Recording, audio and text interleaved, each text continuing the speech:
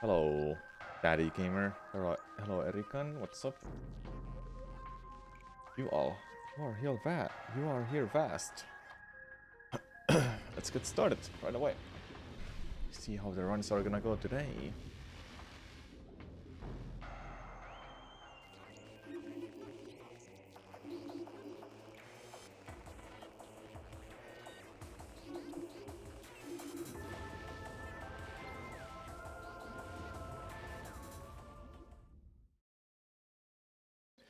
How was Sunday for everyone?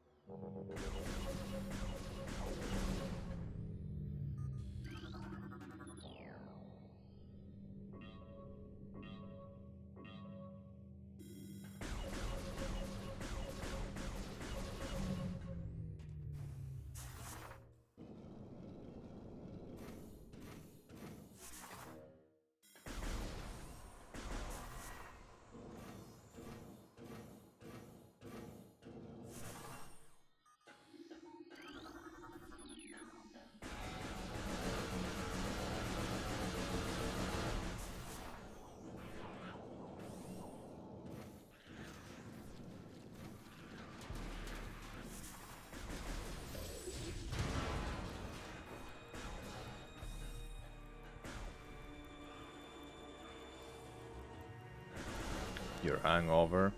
Alright. I'm doing good. Watched the movie earlier today. Finished a video that I started editing last night. I went skiing. That's about it. That didn't hit.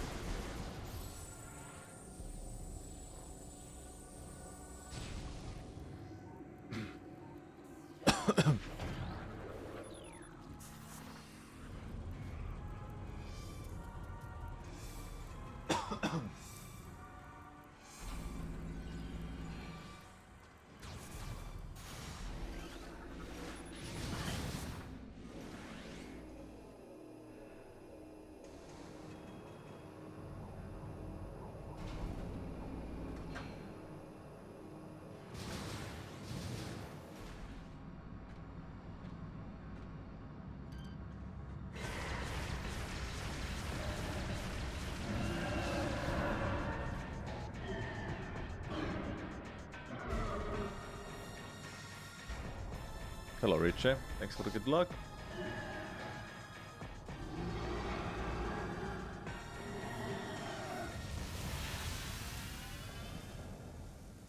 Evacuate immediately. Evacuate immediately. Evacuate immediately.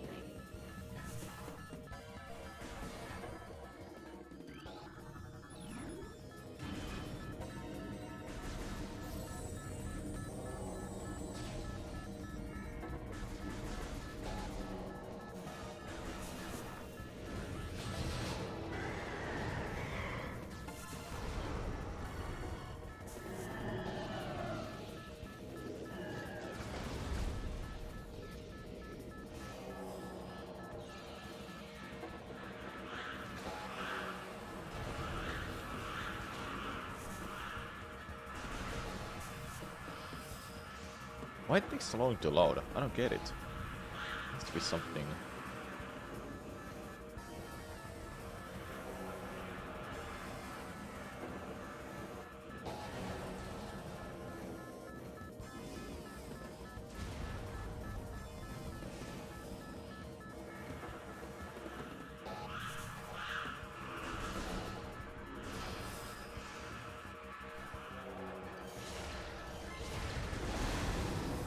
some reason that didn't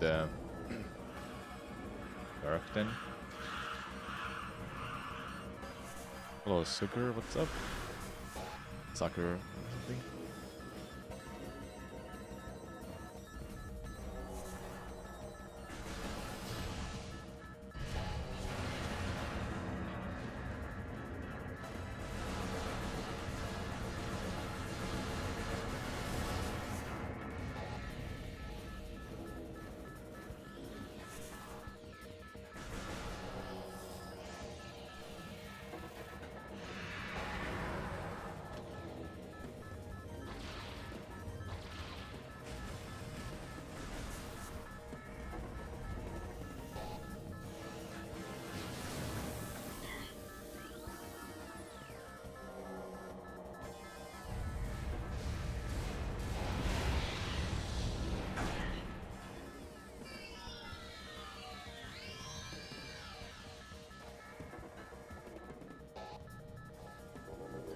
Various suit malfunction. Protocol malfunction. Missile malfunction. Charge beam malfunction. Grapple beam malfunction.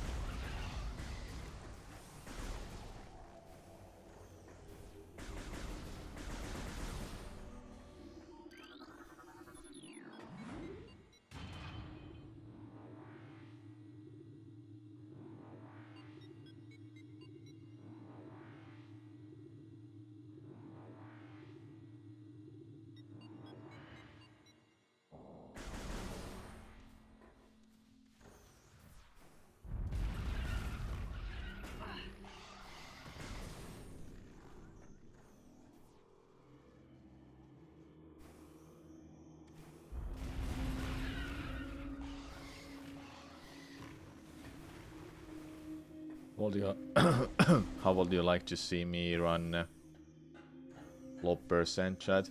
A true low percent where you go do those really dumb out of bounds stuff. I think it would be interesting. It skips quite a few items along the way too. I'll have to look into it, like the wall crawls, and practice them. If I do end up doing that. It's I think it's 2 extra wall crawls I'll have to learn. One in Ventrana's Edge. The other one is into Artifact of Wild without Super Missile and Charge Beam.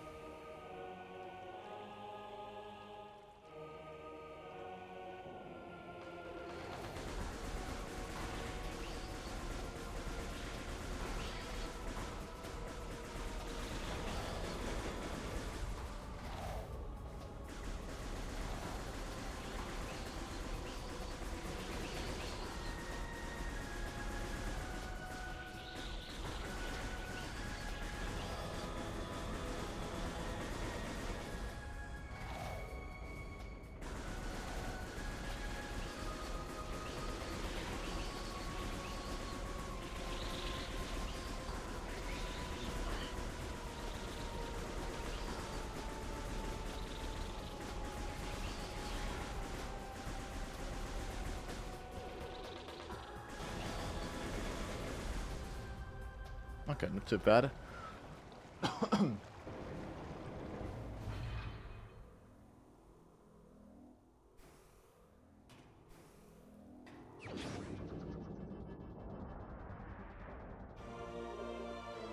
Close to cold split actually.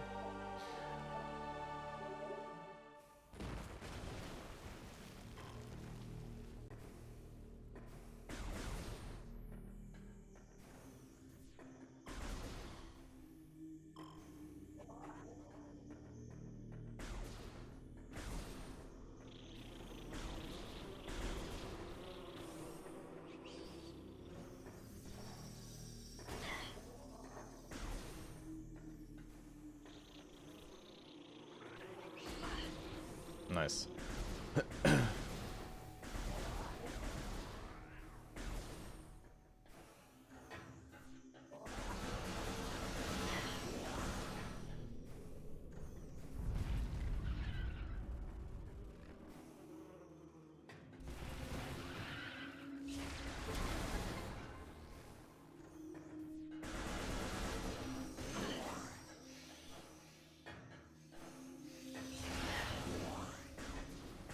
Didn't get a missile back there. That kinda sucks.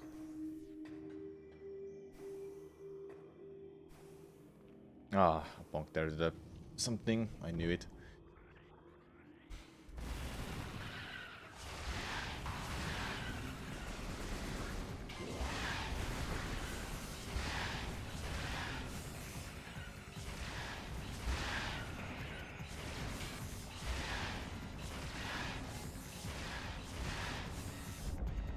Alright, not too bad.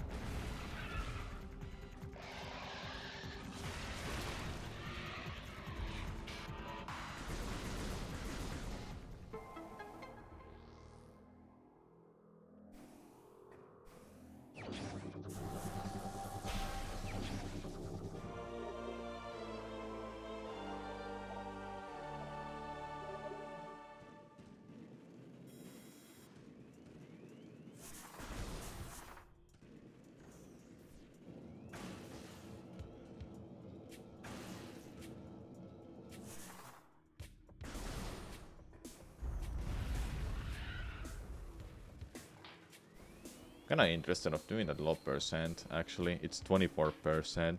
Low percent means the lowest amount of minimal amount of items to collect as much as well as possible.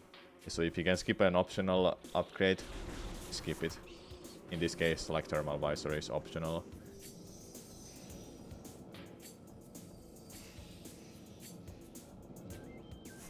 Will require some really dumb out of bounds movement though.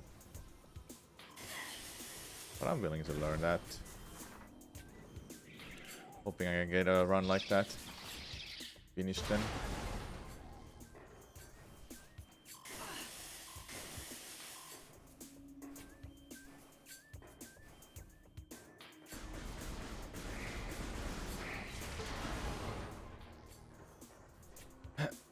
Okay.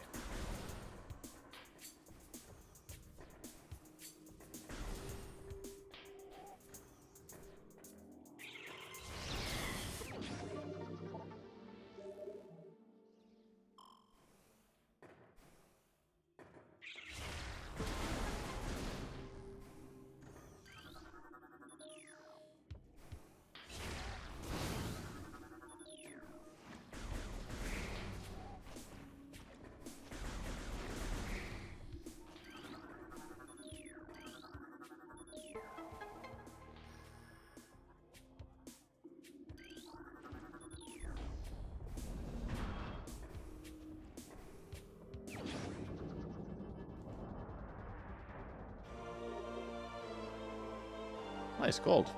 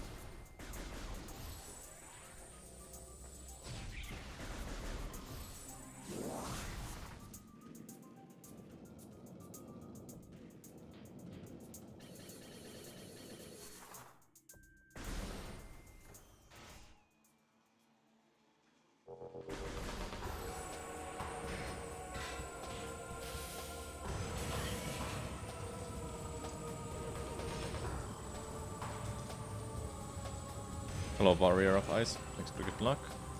Been needing it.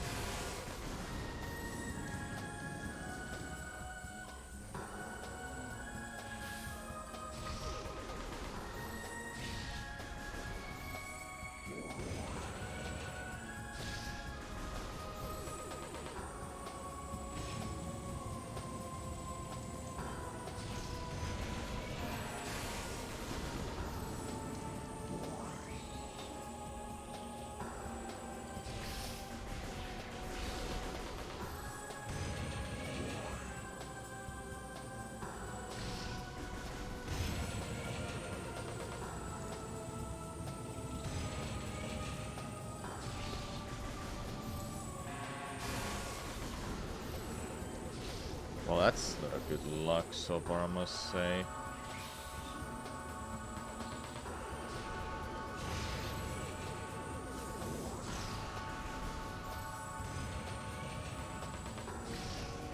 Yeah, the music looped.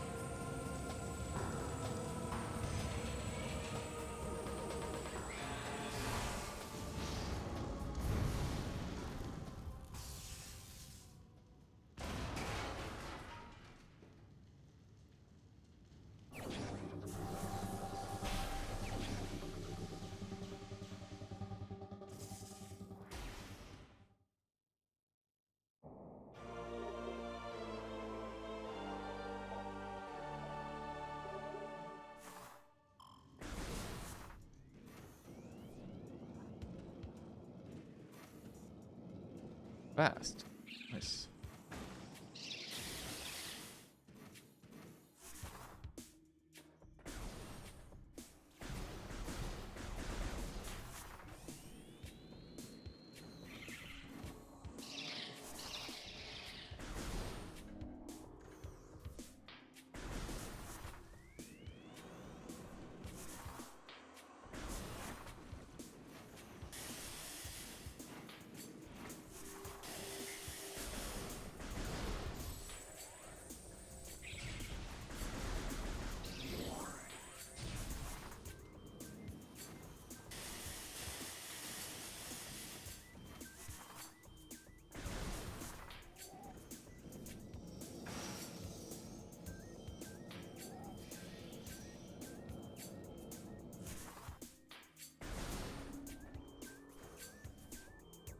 Hello, Mr. Dark Eyes. What's up?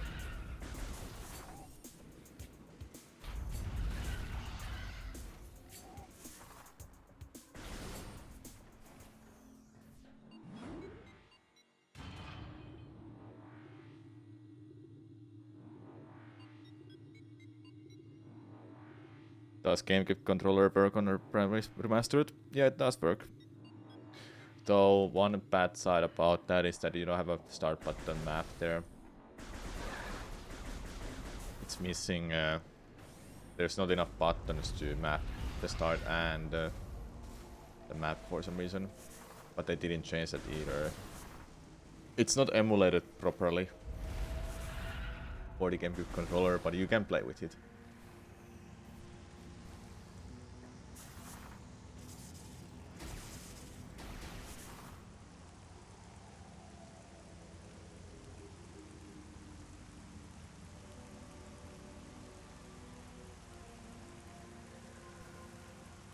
Woo! First try!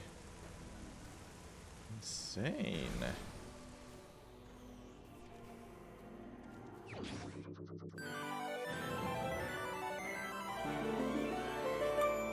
Thank you, Souls, for 119 months.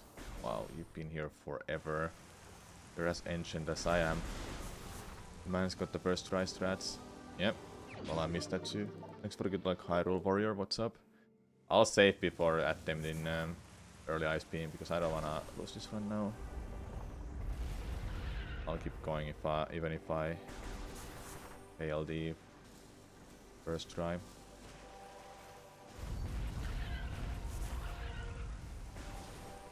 Always will be. Thanks.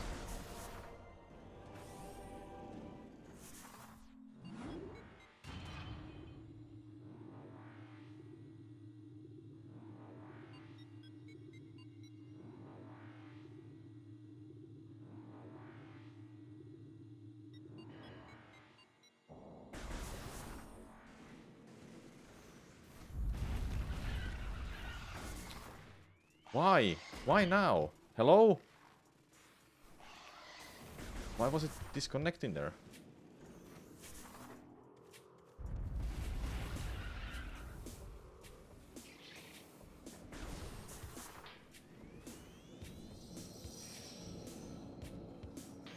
I swear that's happening far too often now when I'm playing this game. I don't even know what's causing it because the controller works still.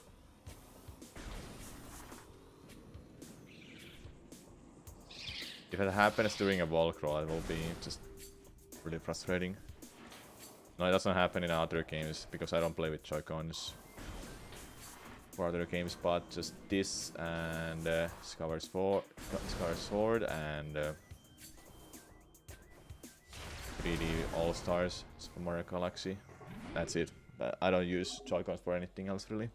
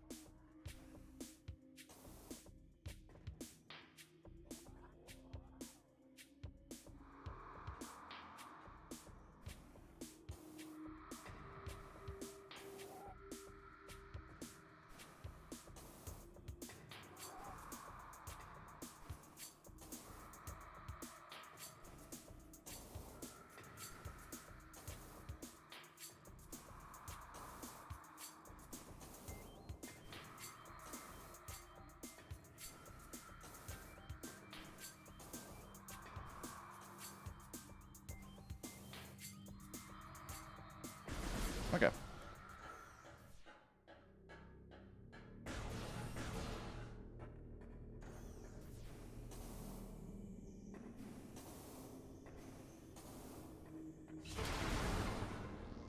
Feels good, man. Extra good luck niche. How did people find out this? Like a long time ago, they tried out things and they found it. Well, which user? Thanks for good luck. Alright, we have a run going until I get to do early power bomb expansion.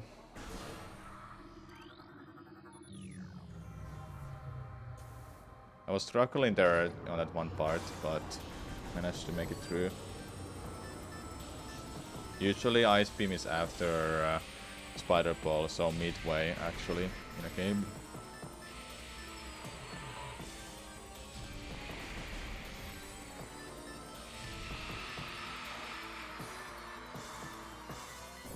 Thanks, humiliation. Yeah, sugar. But that luck might end soon when I get to Power Bomb expansion, but we'll see. If I get it fast, that will be still really good.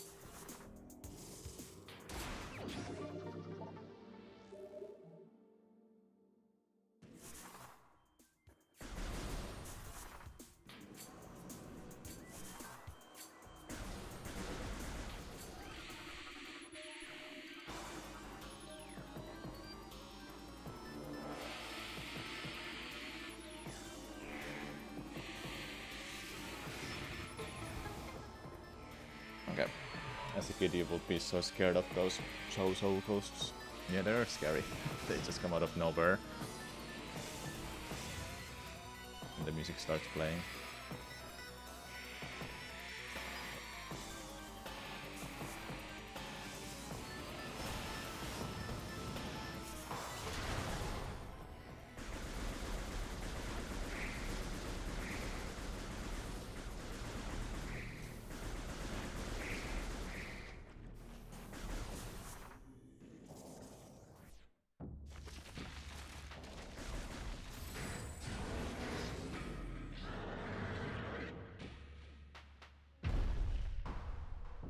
The new record for this game is 142 by the same person, Rhea.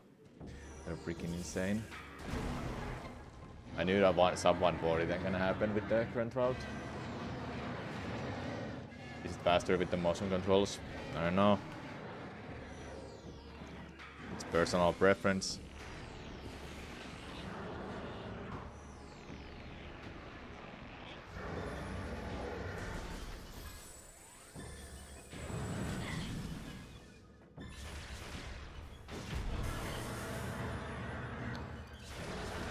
Please, just get the hell out of my way, Flagra.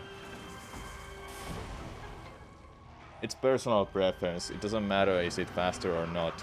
If you think it's faster, then it's faster for you. If it's not faster for anyone else, then it's not faster for them.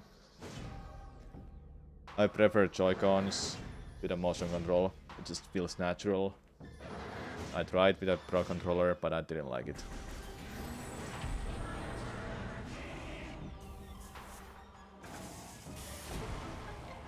I tried it, but I'm so used to this control scheme now, so hard to switch anymore.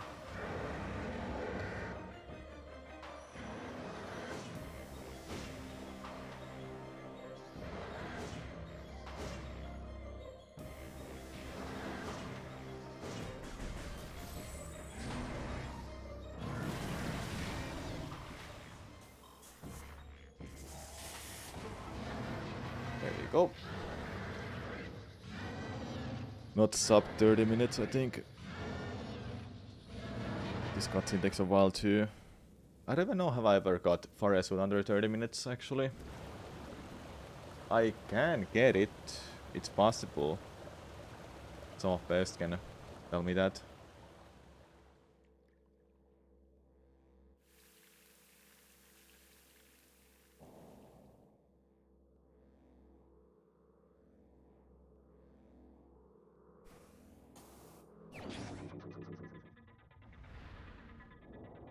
I think this is rivaling one of the C12, 13 for the best remaster. Wait, X1, 11, 12, no 12.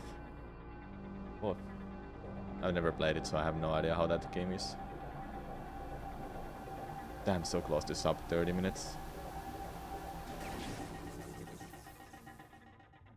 If only I was a tiny bit faster in early Ice Beam split.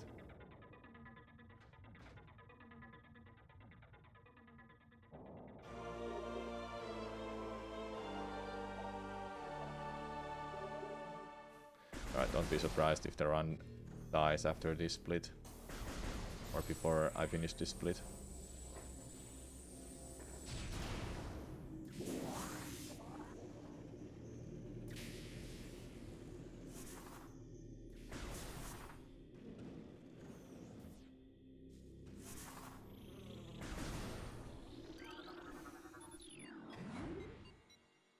Does the game have gyro aiming? Does it look like it? Am I doing it? Yes, it has motion controls.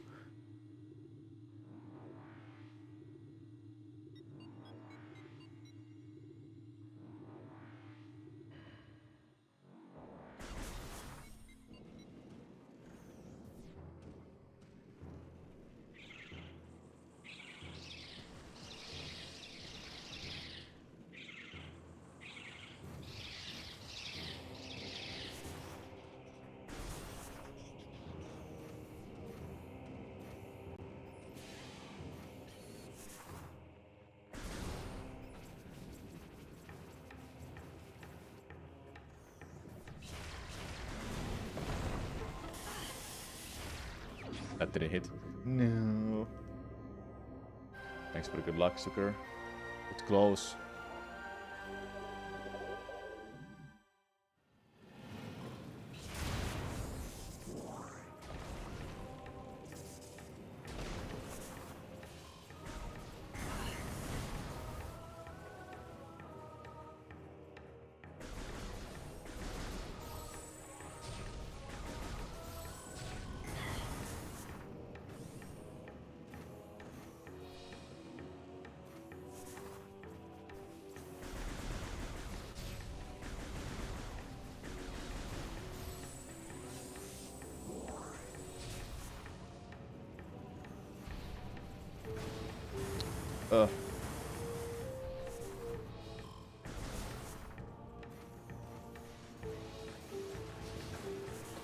It hit me mid-air. That's unfair.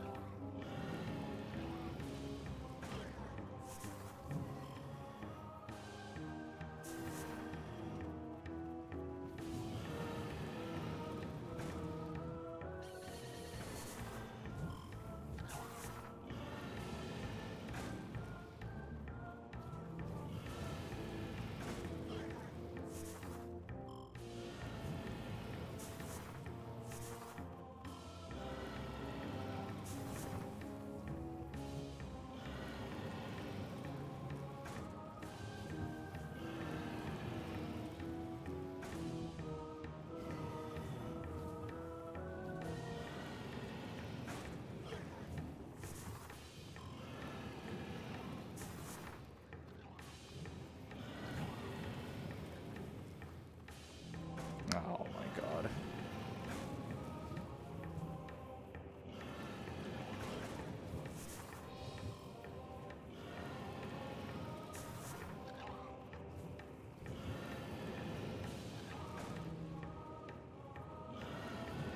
Too early.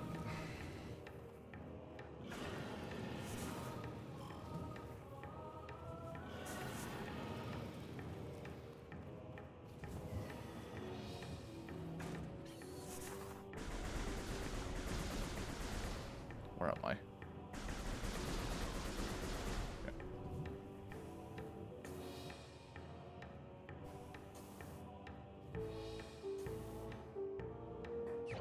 Okay, it wasn't that bad.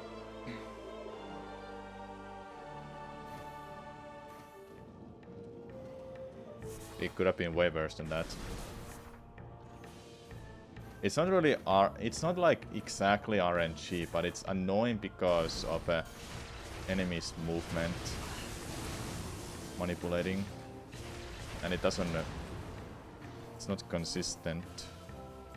Like it is consistent. It's just really hard to move exactly how it moves to, if it makes sense.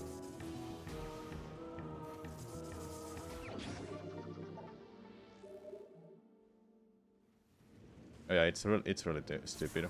That wall crawl is really stupid. Like it's really dumb. I lost over a minute to it. Attempting that. Like the hardest part is just getting out of bounds. Then bulk out of bounds movement itself is not the hardest part. It's just the one scary jump and that's it.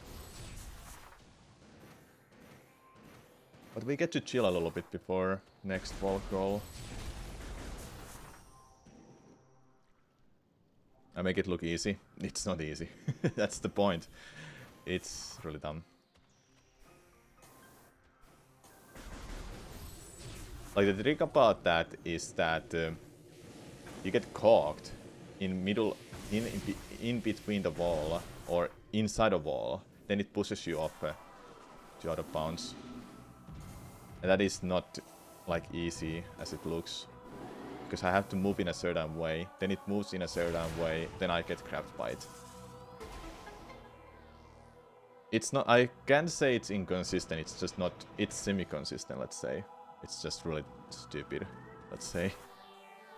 That's the best way I can really describe it, honestly.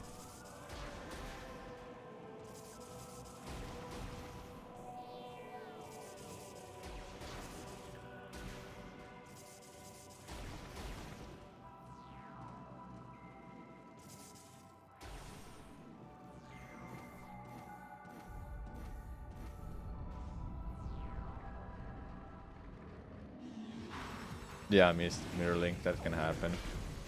Gotta be careful about it.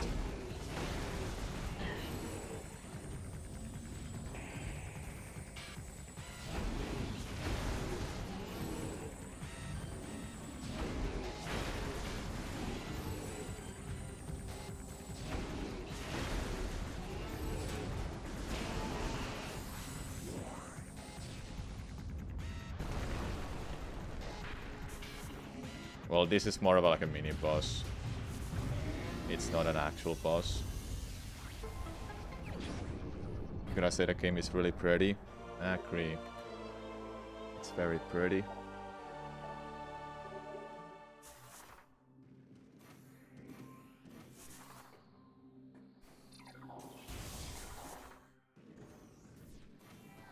Ugh.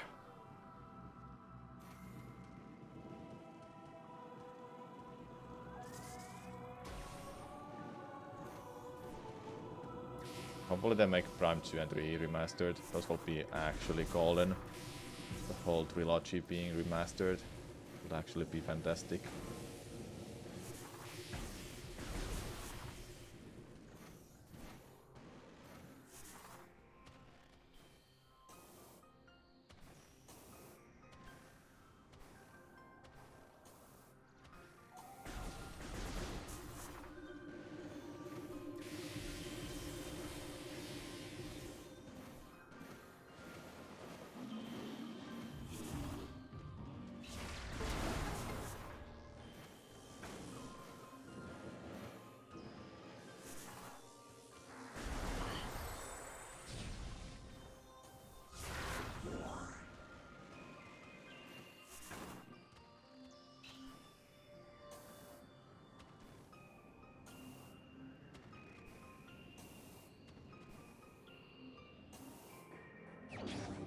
The remaster saves the time on the loading, right? Yeah, with the rooms and elevators, but it doesn't matter because no scan dashing and no other sequence breaks that were patched.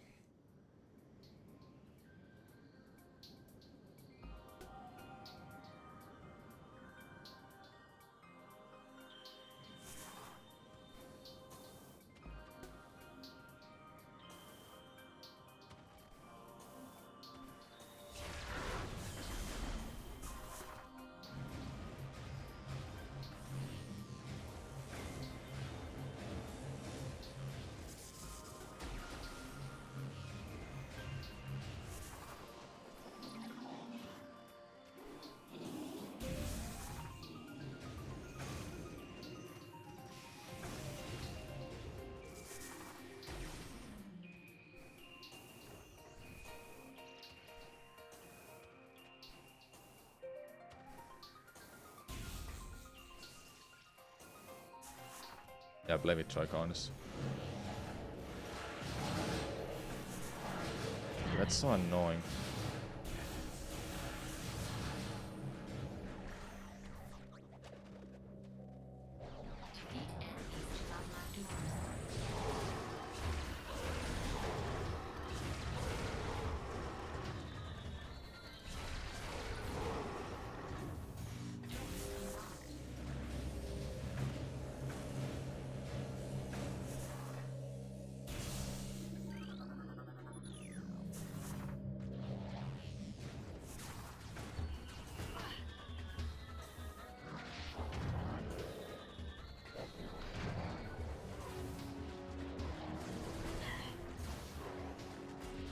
Don't push me off.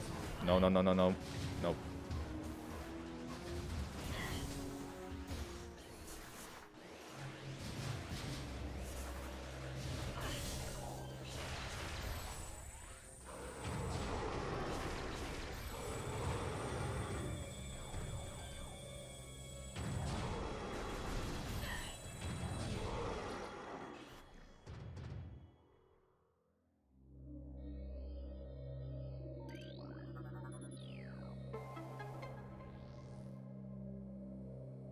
I don't know about the load times for the original, but having like some of the rooms like Artifact Temple taking so long to load, it's kinda in the original, but it makes sense too because of Ridley, I think.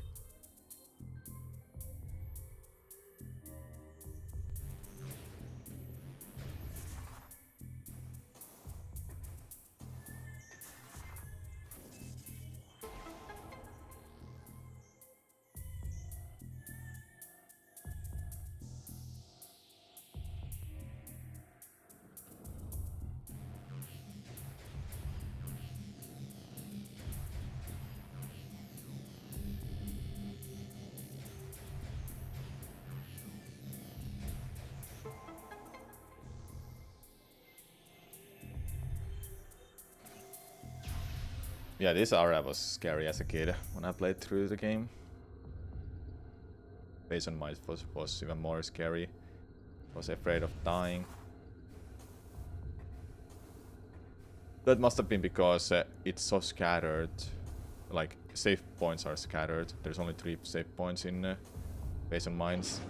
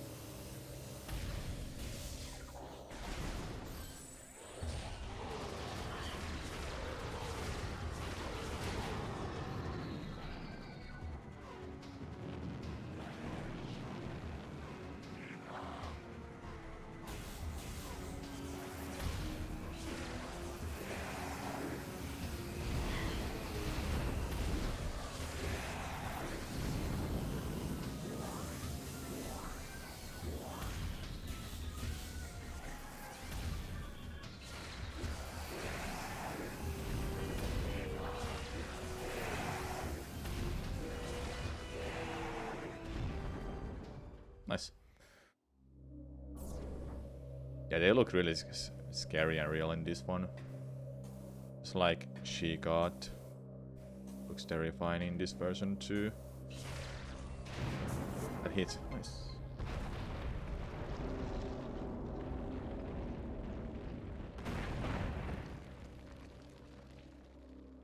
You got stuck with artifacts. Yeah, artifacts are not the strongest suit of this game actually. They got better at it at least. Like in Prime 2 I think it tells you exactly where they are. What area and what room. So you know where to look for. This one it hints you where they are. Like giving you like an elite, then it marks that. And you just have to go find it. But it's kinda dumb still, not gonna lie. Then for Prime 3, if you play exactly normally and everything, you will not miss any of the cells. And if you go the right path, you also won't have to get any extras. So there's that at least. But for Prime 2, it really is the big minus for this game is the artifact.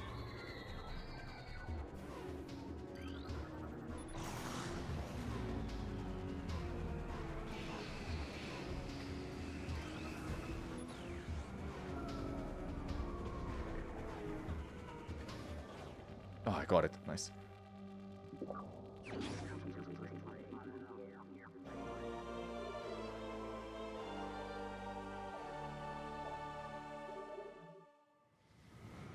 Yeah, it's easy. Humiliation. It's a pretty simple missile shot.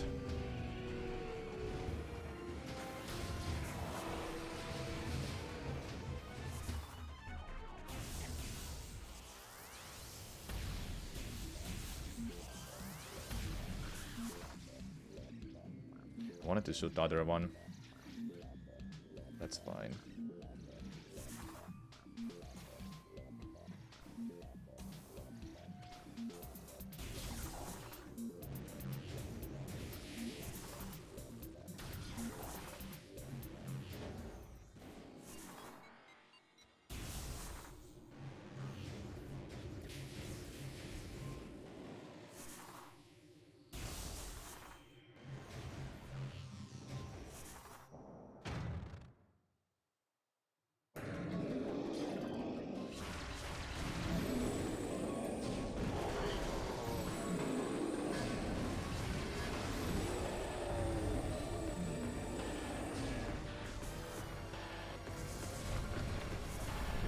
I didn't get a power bomb, I just realized. That's a problem. I might have to go back and get it, actually.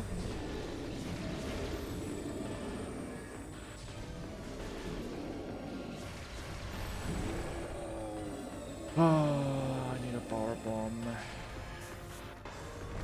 It's a big time loss, yeah. I need to spend a minute to go back to the lab and go find one from the control tower. That's the only place I can think of a power bomb drop. Actually, I might get lucky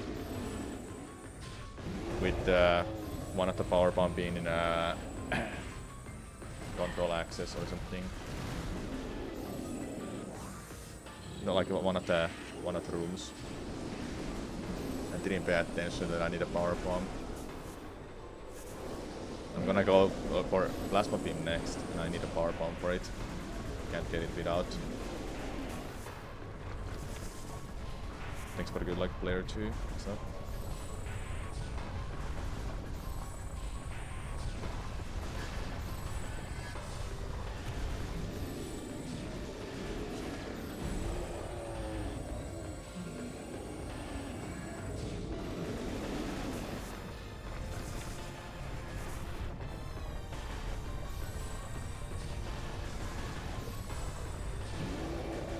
It's really dumb way to lose time now. The runway is so good too, and I had to make that really dumb mistake.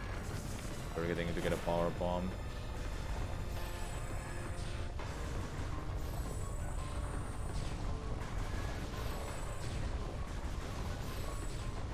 I can't hit that, man.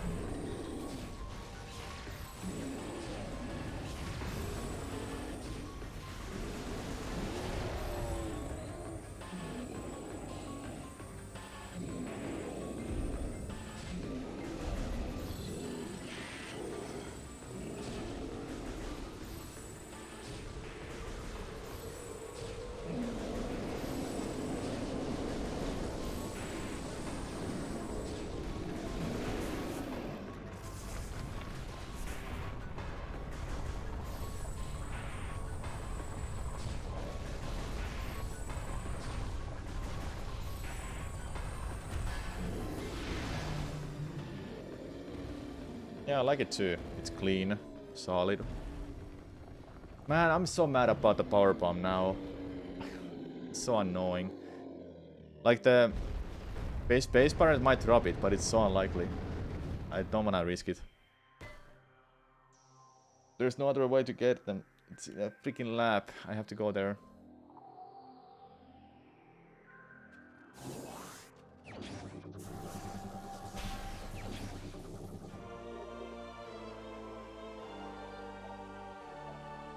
Yeah, I got the power bomb supply. There are no power bombs anywhere else to get them, but only in a lab. If I get lucky, I can find one there. But if not, then I'm really screwed. Usually I get a power bomb there. This one doesn't drop. I'll be surprised if it did. Space pirate can drop, but it's unlikely. Please just get off this freaking scan. Man, I'm so mad. This is not part of the route at all. Like, I might get lucky and one is here in the next room, but I don't think so.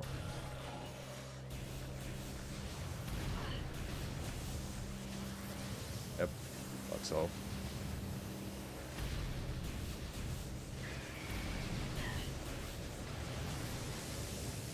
I have to go all the way to the next room. That may have a power bomb.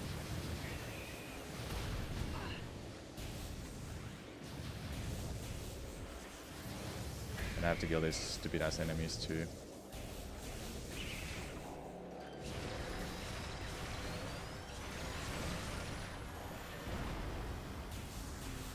Did you not die? Seriously. They didn't drop. Great. Please get up there. I'm so annoyed I forgot a power bomb. Because I always resupply in the next room. Dude. Get the fuck out of my way.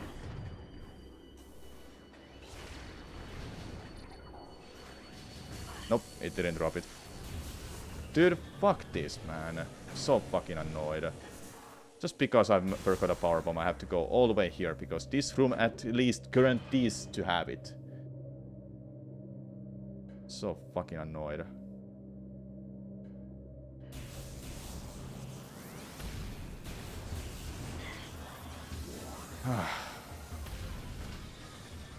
I lost like 2 minutes on that. Just like that. All the time save I would have got in this split is gone. Because of forgetting a fucking power bomb expansion. Well, not the expansion, just a resupply. I have to go all the way around this fucking stupid room.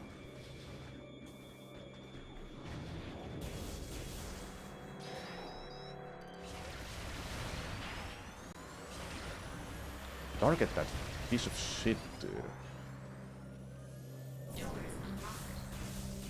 Holy fuck, that time loss is so bad.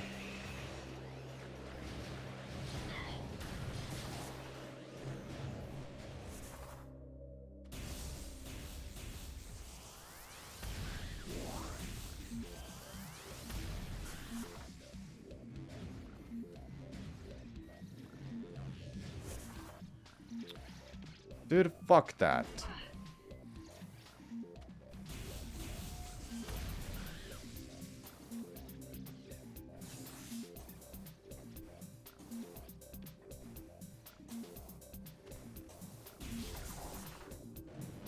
Now this run is just bad to me. I don't like it anymore. I may be ahead, but that's not the point.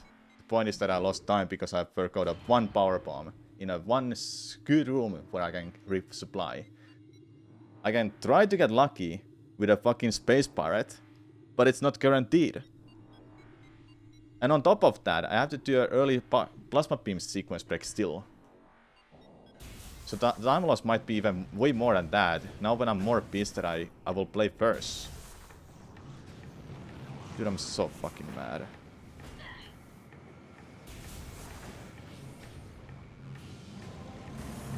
Well, that doesn't matter, sucker. I don't care about a new good split for this.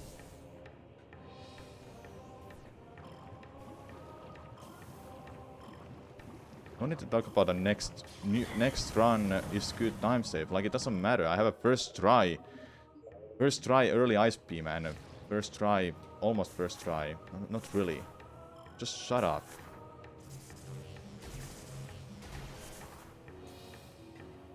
Oh, good first try. How fucking awesome. I will be 8 minutes ahead here.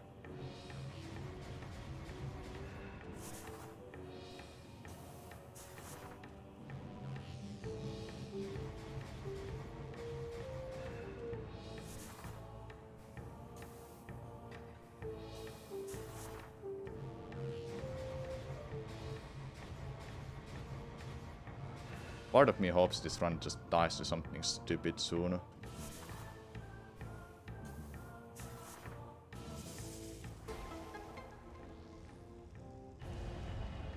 Nice! Lost 3 minutes to some of best. 3 minute time loss. One power bomb drop I forgot to get.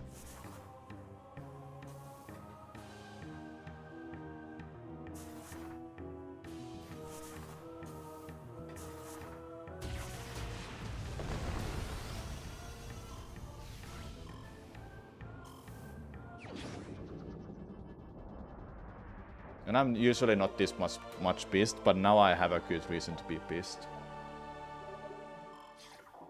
I should be 8 minutes ahead, not fucking 4 minutes anymore.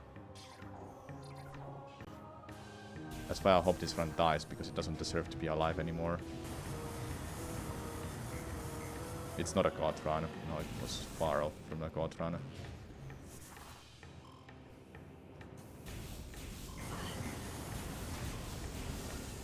Yeah, give me missiles. I definitely need those way more.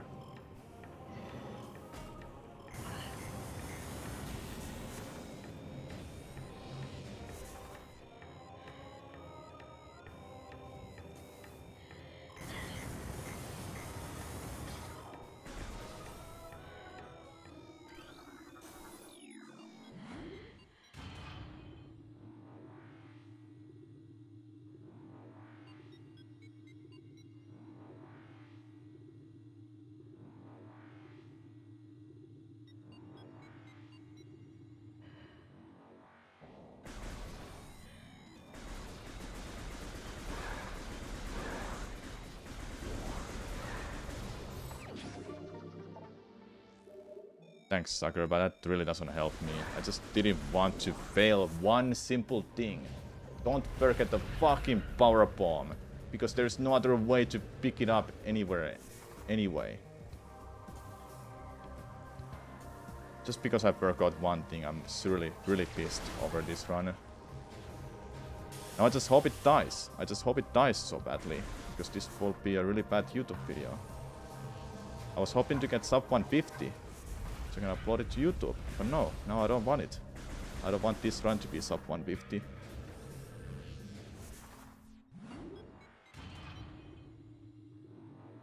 Yeah, I'll get it eventually. But I was hoping to get it now because I've been slacking off lately and I haven't got it yet. No, I just should shut up because this really affects everyone's mood to watch the stream.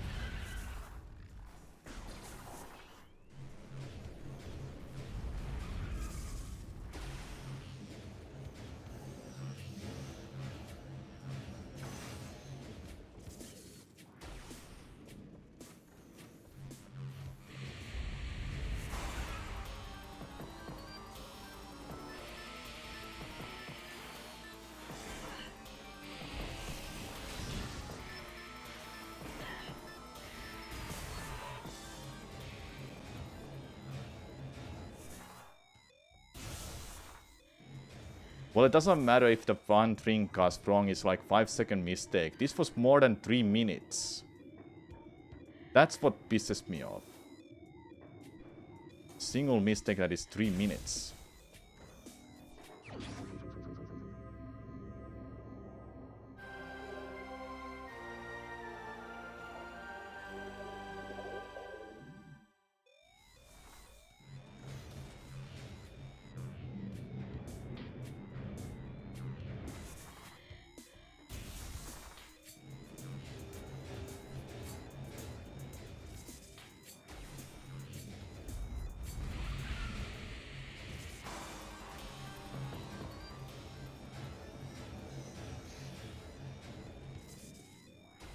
When this run dies to early gravity suit skip, then I won't feel that shit anymore.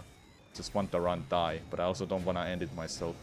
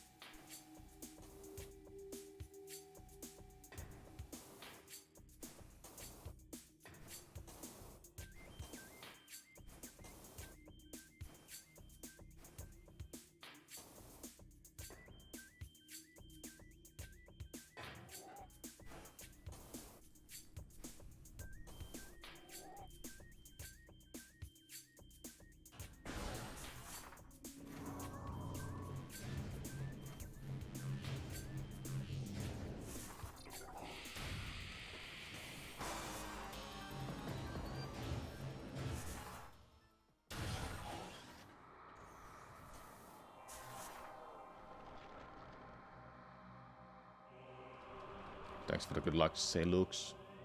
And I will save that for the next run.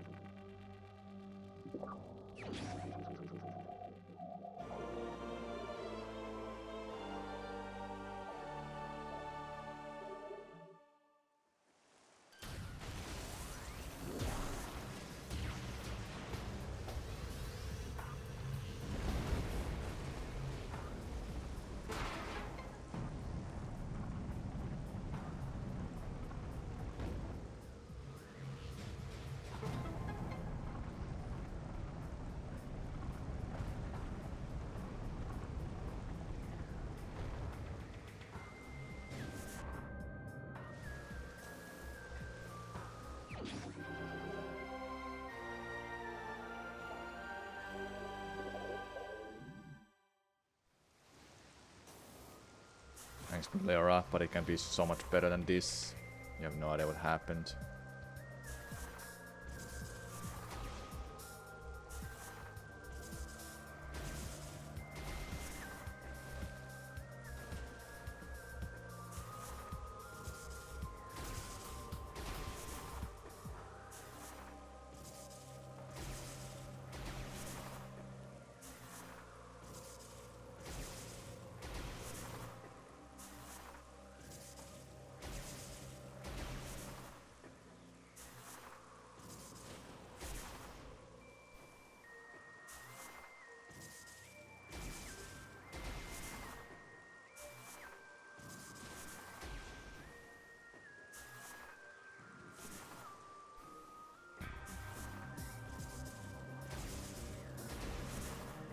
Can you just do this?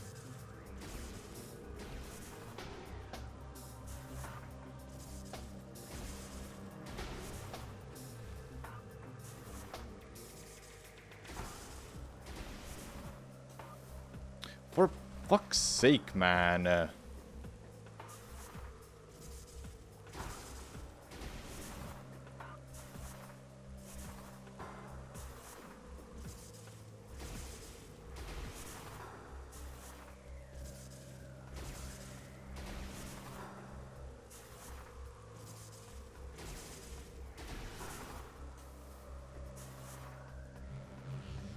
I lost 3 minutes.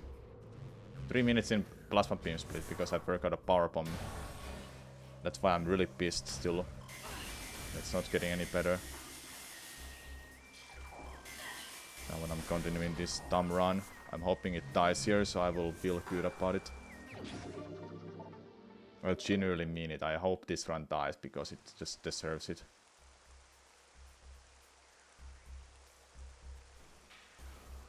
I pull out so many tricks first try, and just so effortlessly, then I forget of one simple thing. Refill the power bomb.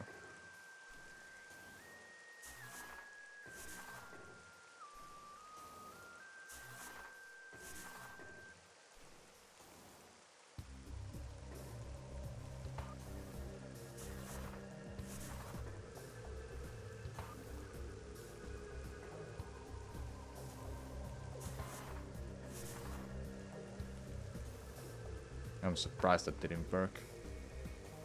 But I'm glad it didn't work. Alright, just fall out of bounds, please.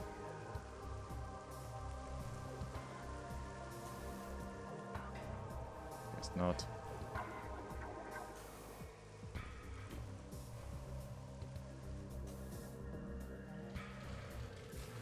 Fine then. I'll finish the run. Be more pissed about it.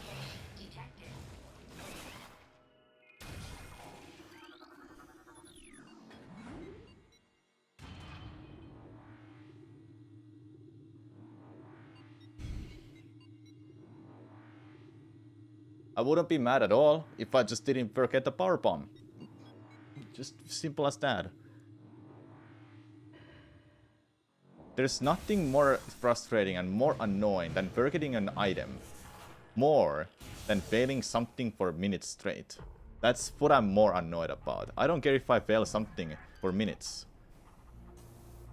Because I know it's hard. But forgetting an item, that's way more punishing and more annoying than you would imagine. Get the fuck up there already.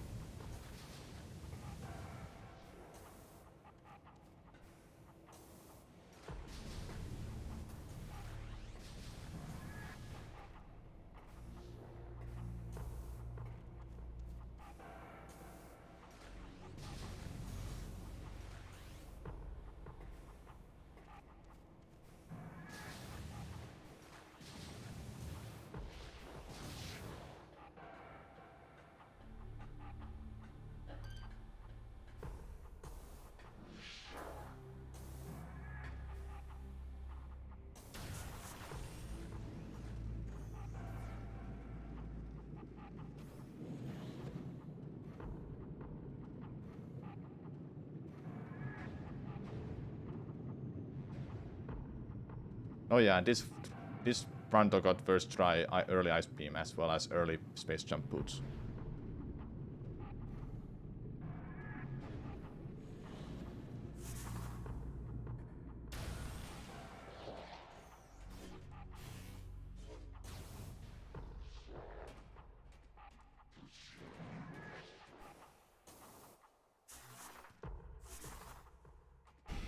I don't have a fucking power bomb.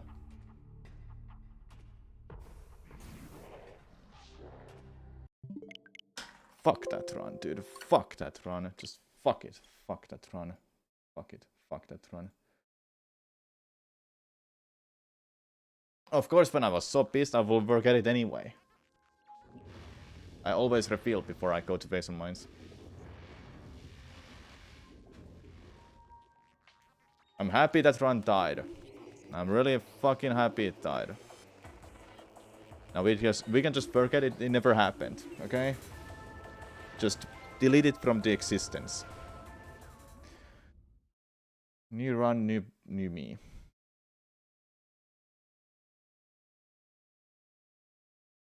Yeah, Uchida. Like, I don't think people are that interested of doing 6-minute speedruns anymore. It's kinda weird content because full game runs are just more popular.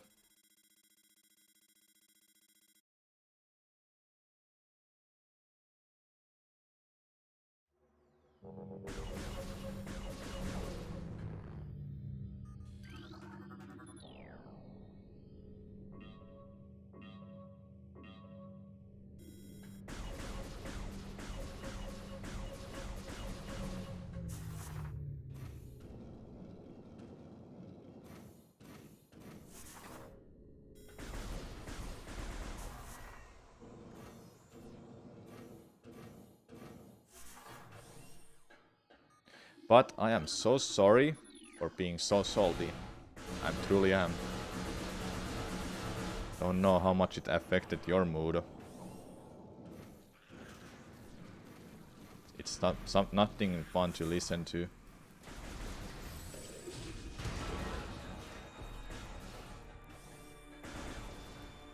Have I tried the Fusion on the Switch? Oh, it's coming out on next week. Can't play it yet.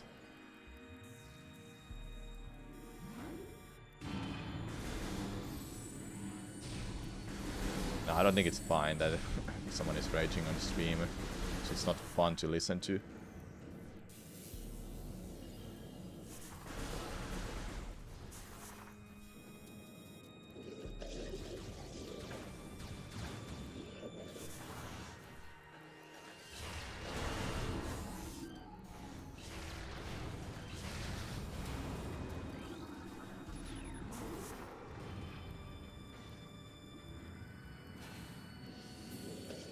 Yeah, shit happens. Literally again.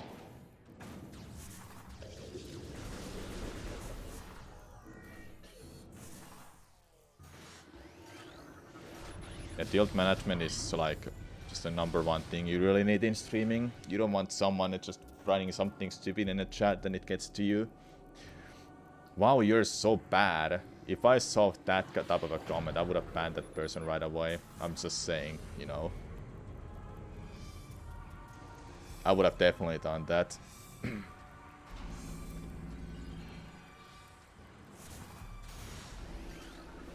Like, I manage it well. But when it's something like forgetting an item pisses me off more. It really pisses me off way more than failing on a hard trick for 10 minutes straight. Because I know a trick is hard, but forgetting an item is just far more important for the run. It's rather more pissing to me because I'm constantly thinking what I'm doing when I'm doing a speed run. Then having to go out of my way for 3 minutes to get the item is just, that's tilting. Evacuate immediately. Evacuate immediately. Evacuate immediately.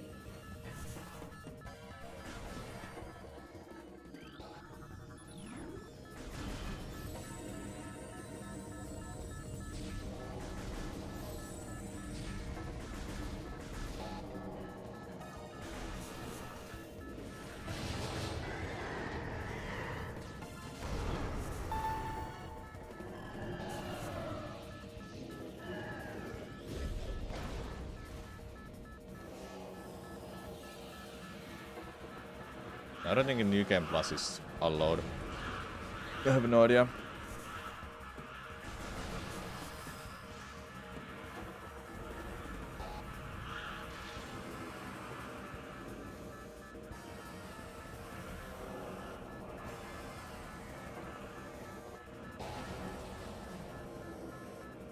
It's for 100%.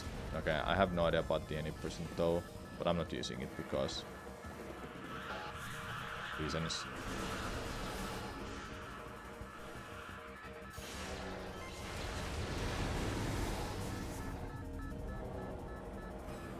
Reasons that are nothing.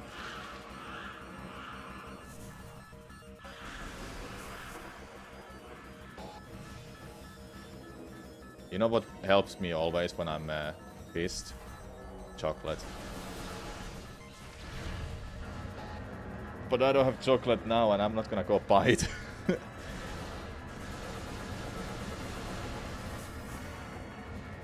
What killed the run besides the power bomb? I forgot a power bomb again. How funny is that, you know? I went to grapple beam, I was like, wait, I don't have a power bomb, what do I do now? I would have gone out of my way to get a power bomb, but then at that point I'm like way more pissed, so I'd rather just kill the run myself.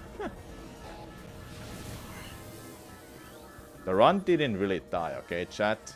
It just made it first to getting a power bomb. I've said it so many times, but I can't explain it any better, but getting an item for this game is far more punishing than failing a trick. That power bomb was far too important. Can't get to plasma beam. And I couldn't get to grapple beam.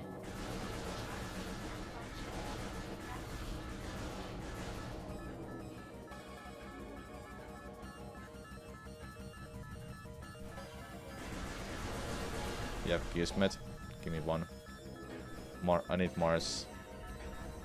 Mars chocolate. Just any chocolate, please. Please. Fill up dark chocolate. It's quote-unquote healthier than milk chocolate. Then white chocolate is just pure sugar.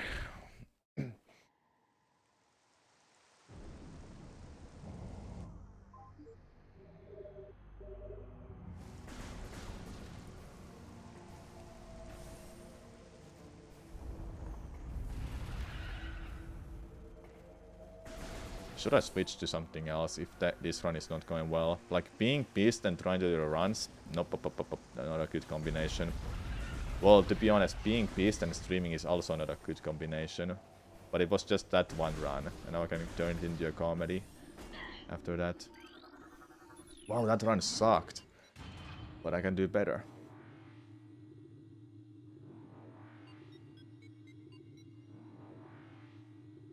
Good thing about that run was a couple good golds that I got there. I did the early ice beam sequence break again, and it was really smooth actually. To get to the artifact of world faster. That is faster because you don't have those cutscenes to get rid of the water, then raising the platforms and opening the door. That is faster if the out of bounds goes well. If it doesn't, then you just won't save that much time. I thought that was good.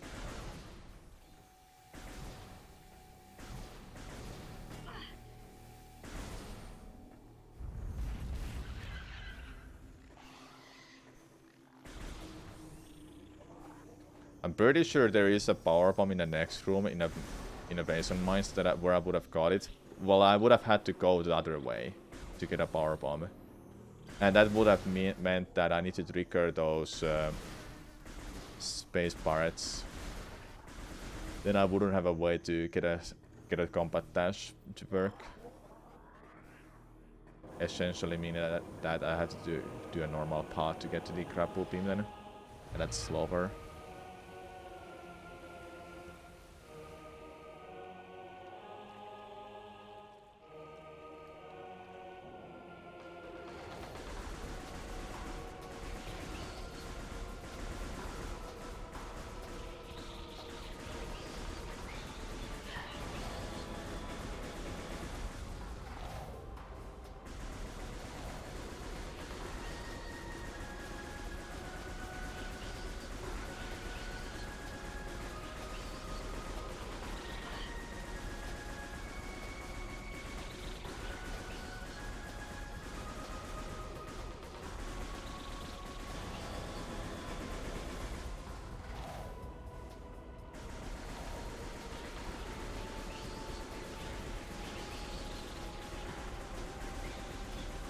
Where was it?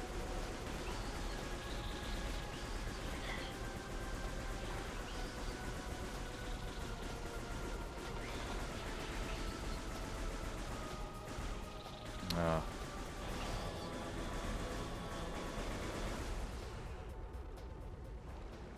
You believe? Thanks.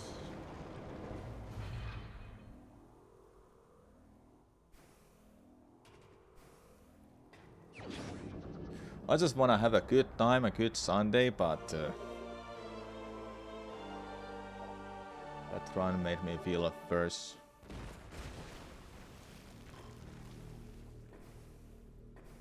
That's why I think I should play something else. I could do that challenge that I was doing. Get the hell out of that wall. Getting stuck on everything.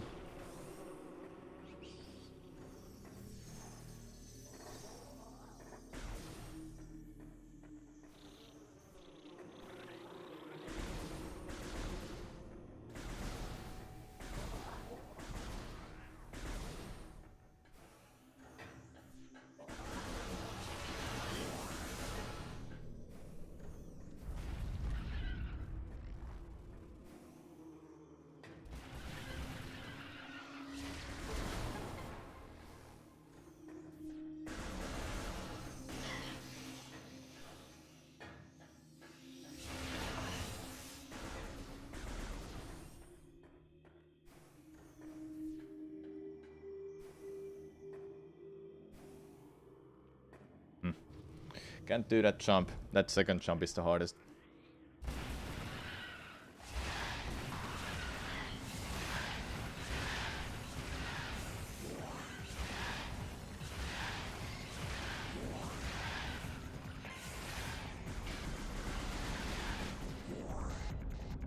I have one missile after this. That's fine. It really didn't annoy any of you that I was pissed, right? It would annoy me. I would stop watching the stream if I was watching anyone else. It really didn't. I'm surprised. Like, I don't like listening to anyone raging. Like, sure, I understand the frustration, but it's still not nice to listen to. Easily understandable. You guys are too nice. Stop being too nice. You're pissed that I was pissed? Wow. Gotta be more pissed, so I will piss you more. You understand the frustration? Yeah.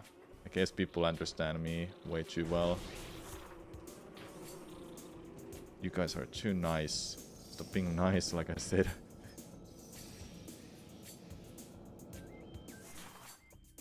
To be fair though, I do like this kind of a chat that we've built together.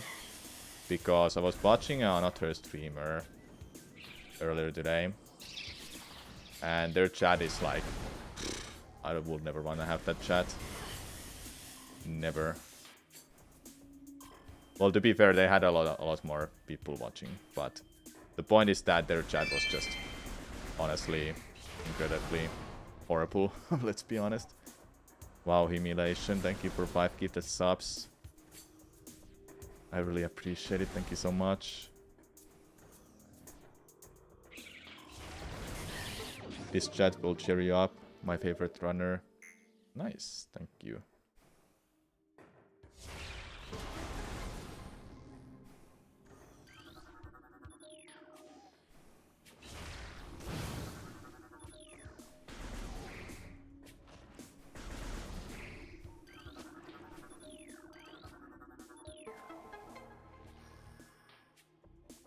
If you got lucky, don't forget to say thank you.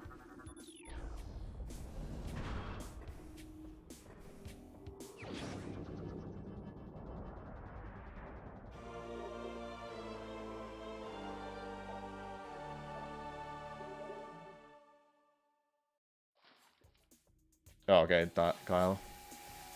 Well, what happened? The context is this. I'm in a control tower in Ventrana Drifts. It's the room with the artifact right before Thermal Visor, right after Super Missile. I did the fight normally. I get the artifact, but I forgot something really crucial that I will need for Power Bomb, and I noticed it during the fight with Tardus. I forgot to get a Power Bomb drop.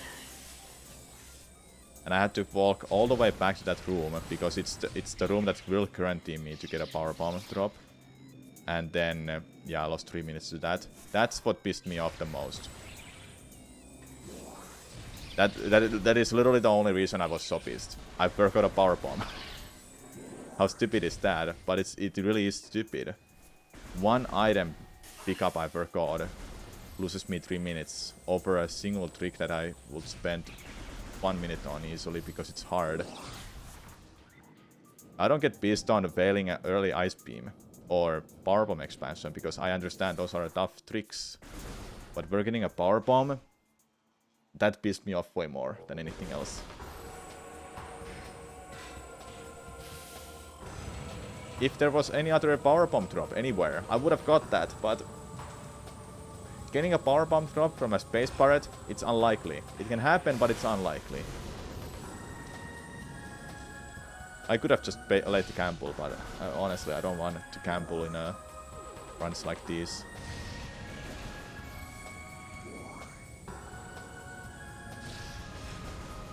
So yeah, that was the only reason I was so pissed. No other reason.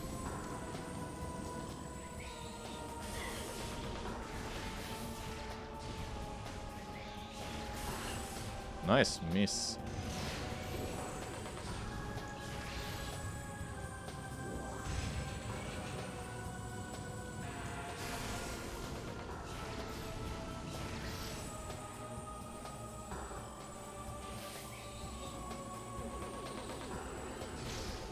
It could be one of those runs that it had to die, so this run can leave. That can be one of those kind of attempts, you know.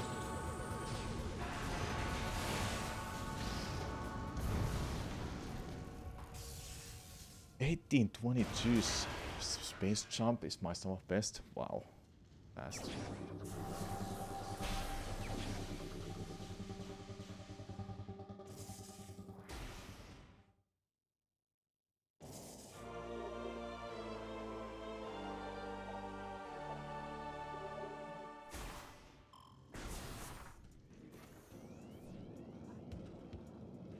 Glad about you, chat, being so nice to me and nobody's getting pissed.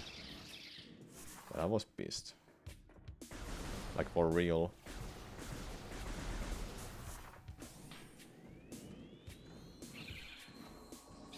Some time ago, like years back, someone would say that I don't like listening to you right now, you're so pissed. I will go by. Didn't see a single comment like that, so that's why I appreciate you all. Maybe someone was actually pissed and left, but they didn't say anything. But that doesn't matter.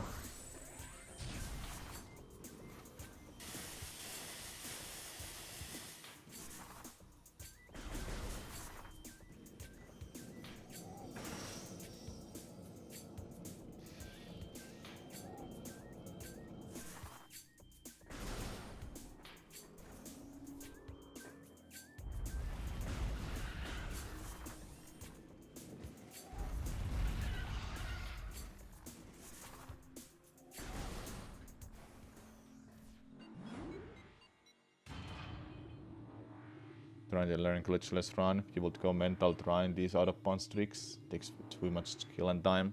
They're hard. They're hard and honestly not too much fun in some cases.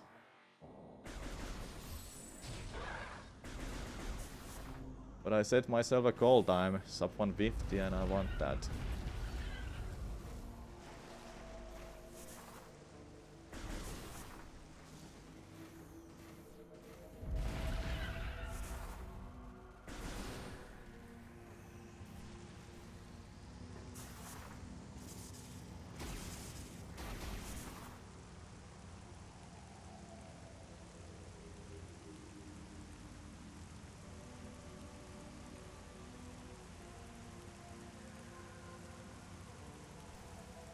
Wow, first try again.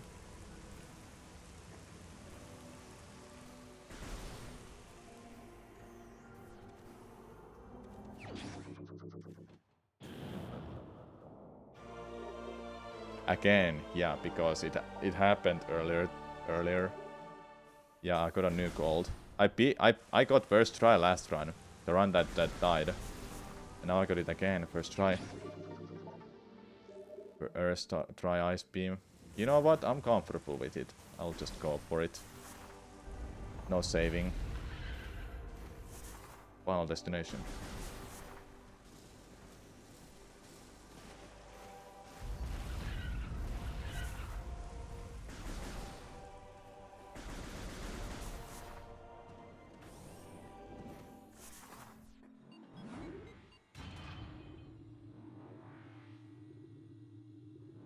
You save actually, just in case. No! Sure, why not? Then it doesn't matter if I get it first try.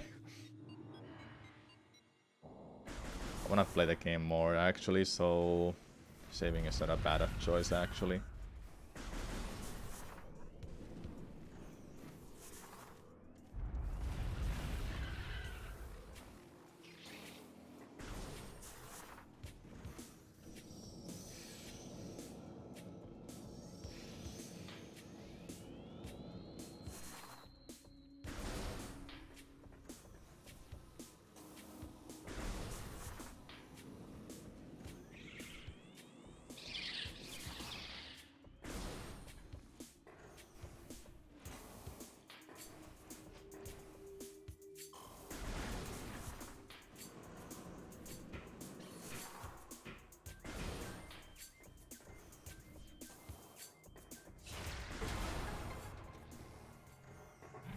Television. Doing some wonder training on Scarlet. Any tips? I'm not the right person to answer any of that question because I don't play Pokemon.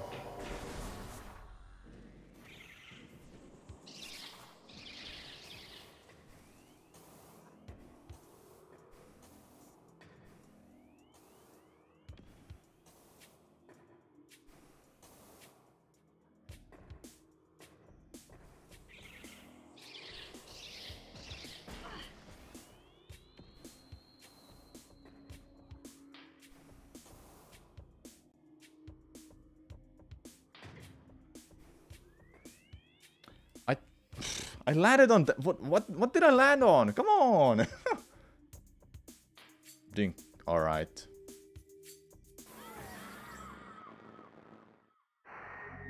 Okay, I'll give it one more try, then I have to restart. I'm gonna lose too much time otherwise. Chozo ruins.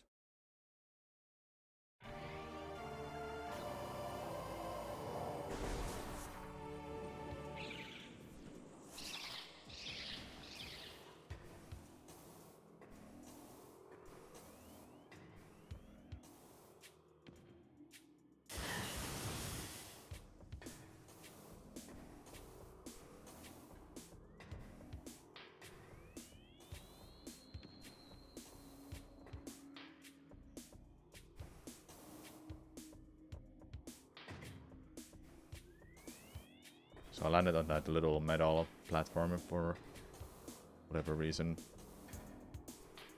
Kind of funny.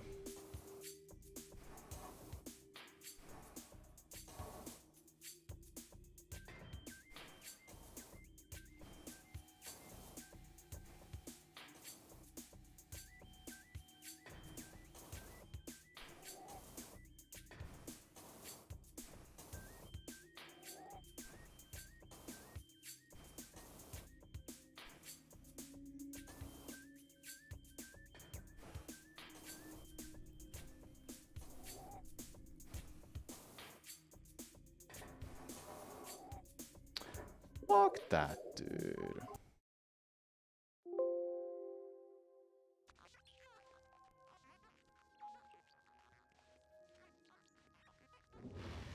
I'm getting 8 tanks after Ice Beam.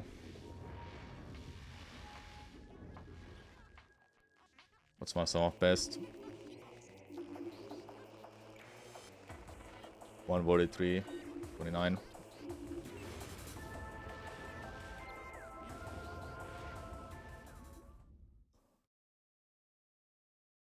Yeah, that fall is stupid.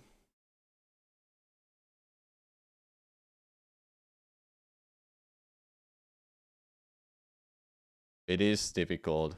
That room where I was, where I went back in bounds, that's the hardest room.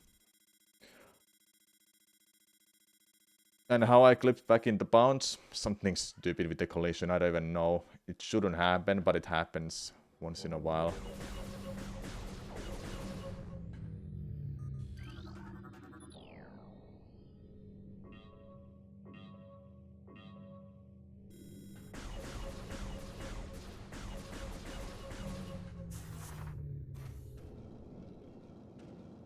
It's preference. Card.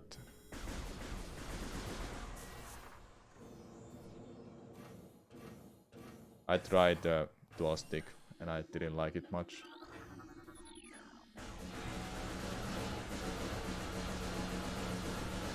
Well, the thing is, say, looks, I didn't hold a stick. There are so many different ways to clip back in bounds, even without holding a stick. I'm pretty sure I didn't hold a stick. Or forward there.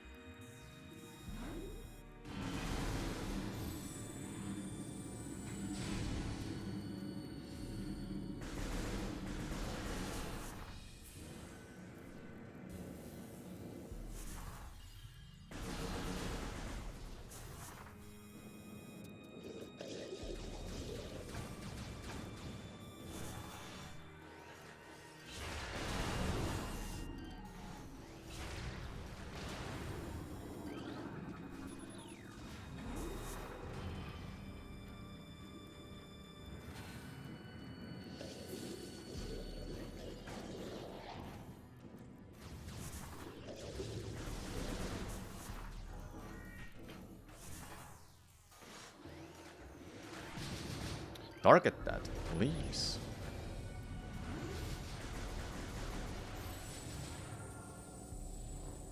The hardest room is the second for you. When you use jump on those spots where I jump on, you'll unlikely. It's very unlikely you fall back in bounds. And you fall back in bounds if you move on a ceiling. I would stand still, then jump. Just jump from a stationary position. Don't move. That makes sure even more that you can't clip back in bounds.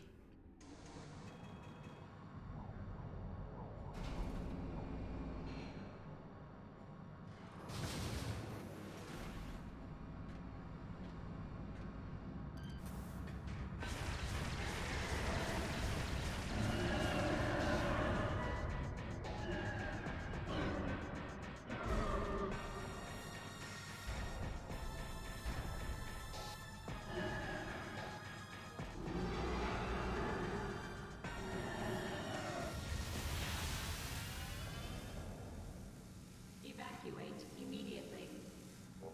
Evacuate immediately. Evacuate immediately.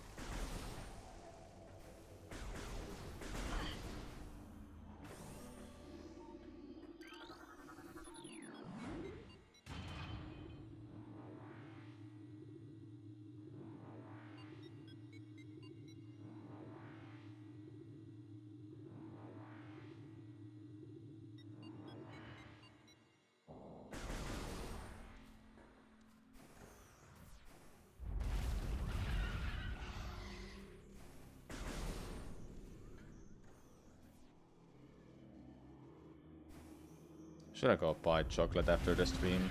Kinda feeling like it. So my rest of the evening isn't gonna be grumpy as hell. What do you think, chat? Maybe.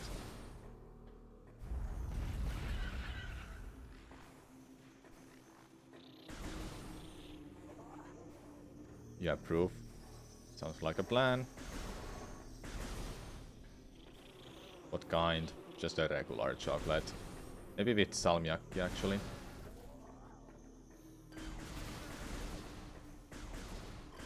I actually don't know what is the salmiakki in English.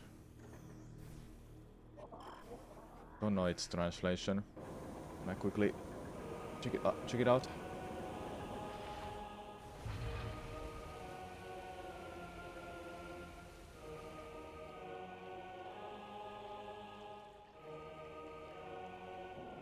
Licorice? It's not licorice. I actually don't know. Is it licorice?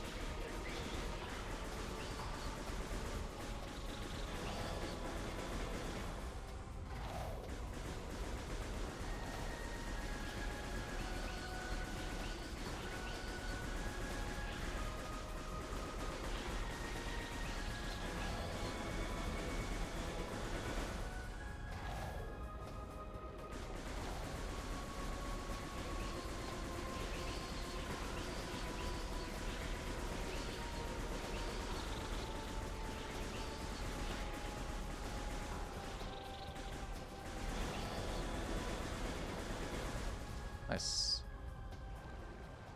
Salmiakki is a form of licorice. Okay, it is licorice then.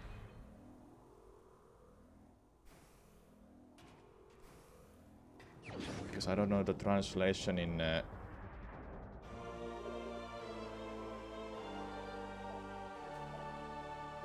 what do you say? Licorice in Finnish.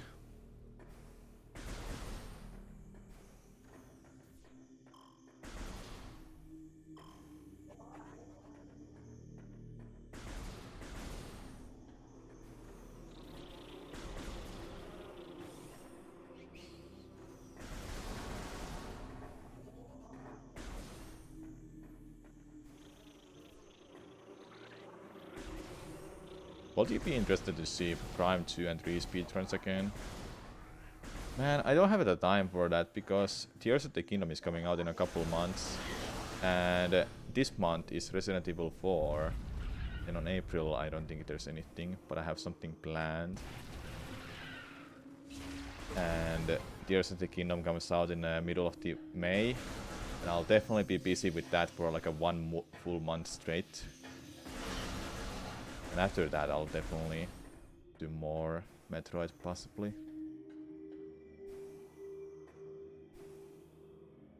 I can't get up there. Come, damn it. I'm really excited for Tears of the Kingdom.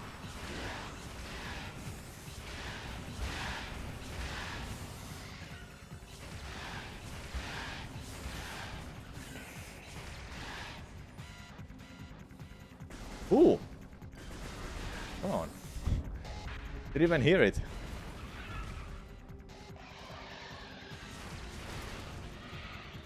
I'm so excited for Tears of the Kingdom. Okay, chat, here's my thought. What's gonna happen with Tears of the Kingdom. So it's been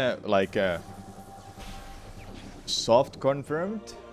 It's a prequel to Skyward Sword. Okay. You remember the first trailer, the first teaser trailer in 2019 when they showed it there? That they're working on a sequel for the Breath of the Wild. And in that trailer it shows the shadow with the hand and it's the mummy of Ganondorf. But you know that wasn't a mummy, Ganondorf's corpse that was showing in a wall with a shadow. It was the mice. And if you did play Skyward Sword, you know who is the mice.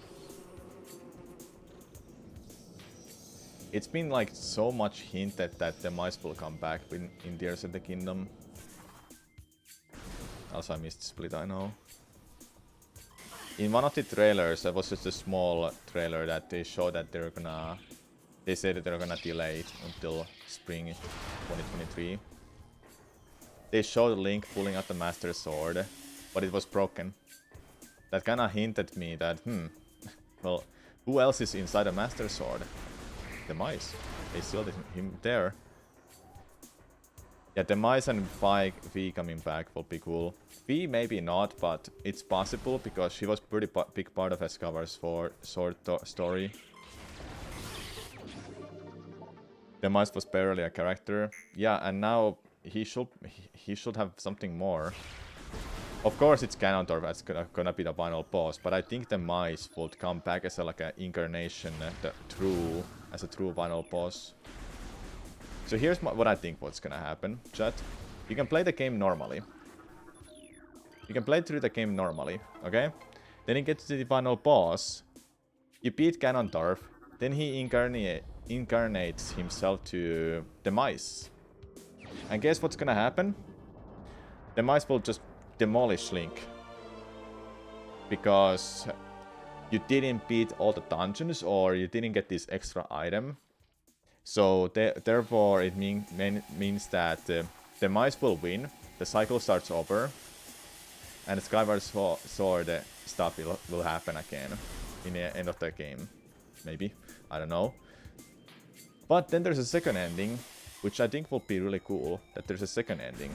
There's a bad ending, just a bad ending. You beat Ganondorf, the mice kills you, blah blah blah.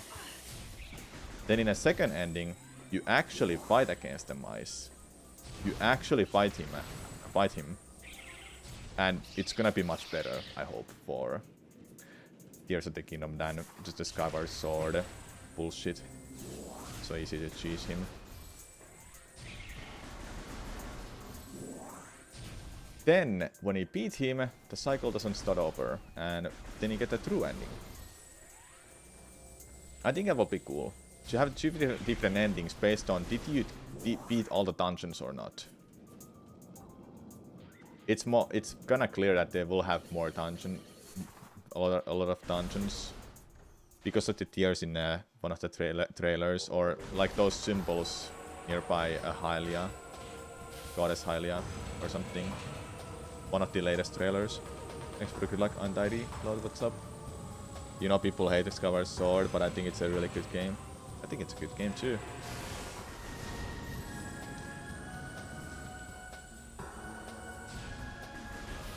So yeah, my thought process is that we'll have two endings. Normal ending, or aka bad ending too. It's either a bad ending or normal ending. I don't know which one you wanna name it. In which you beat Ganondorf, but then he incarnates himself to the mice, then the mice just kills you and you can't fight him because he's unstoppable. I don't know. But then you get a true ending in which you will fight against the mice. And that will give you a true ending. Yeah, I think that will be cool.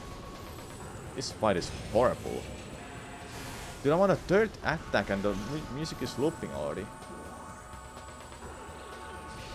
Personally, I thought Cruz should be more... have become a Ganondorf. Cruz is loose. No. Dude, what is that lag?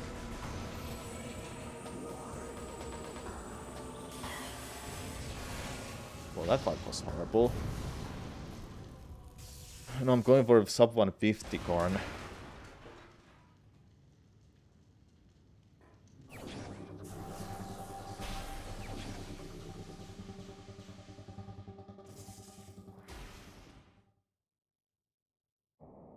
I thought Skyward Sword was a bad game at first when I played it for the first time in 2011. But when I replayed it, and I gave it some time, I thought it was a good game.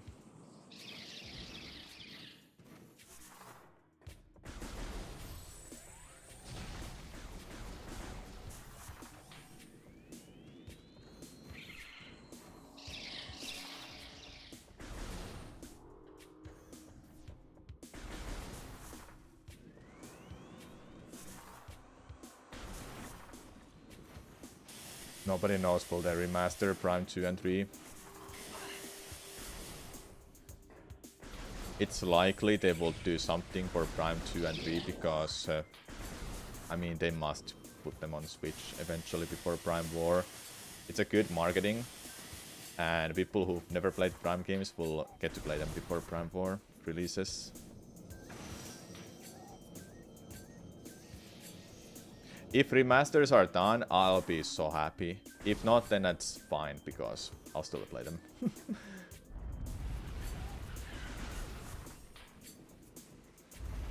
You doubt they'll do it? You think they'll do it? It's possible they've already done them, but like people have said, we don't know. There's no clue about Prime 4. Yeah, Golden Devil, that will be pretty nice that they roll them out in the next directs. And when Prime 3 remaster comes out, if it does, then we know that Prime 4 is close.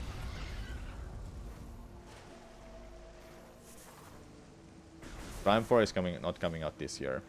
Next year. Likely, but 2025 will be like a lot more potential.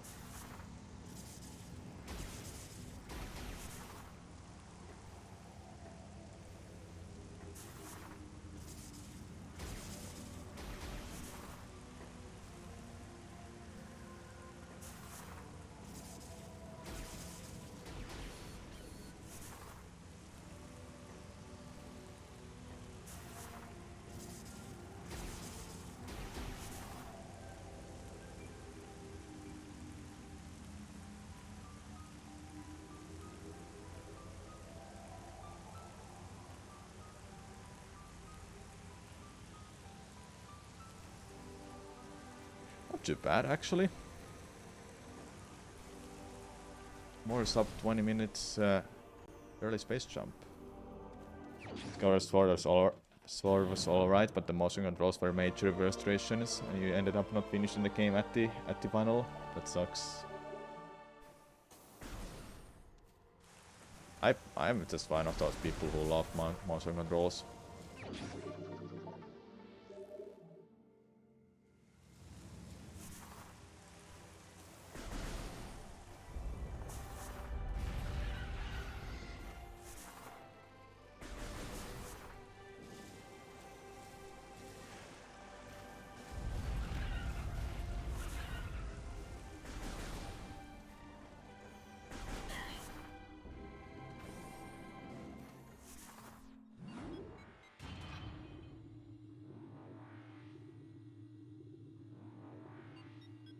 To be fair, Sensor Bar is a lot more responsible than Gyro. Wiimote was just so much better than Joy-Con, because Joy-Con drifting is still a thing, and it's just really more responsive. But I'm not saying Gyro is bad, it's good, but for Joy-Con drifting is just still there still, and Pro Controller, Gyro, it's good. It's good. So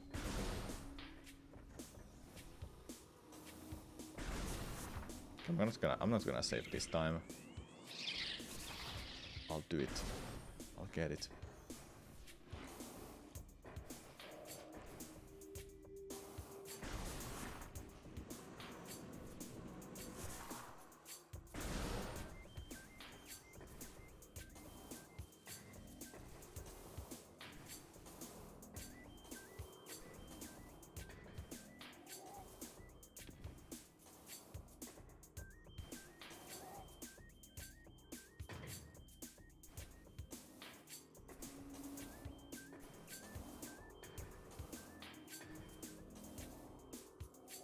Oh, okay. I'm gonna do one more run, then I'll switch to something else. Don't wanna keep doing runs and just dying here all the time.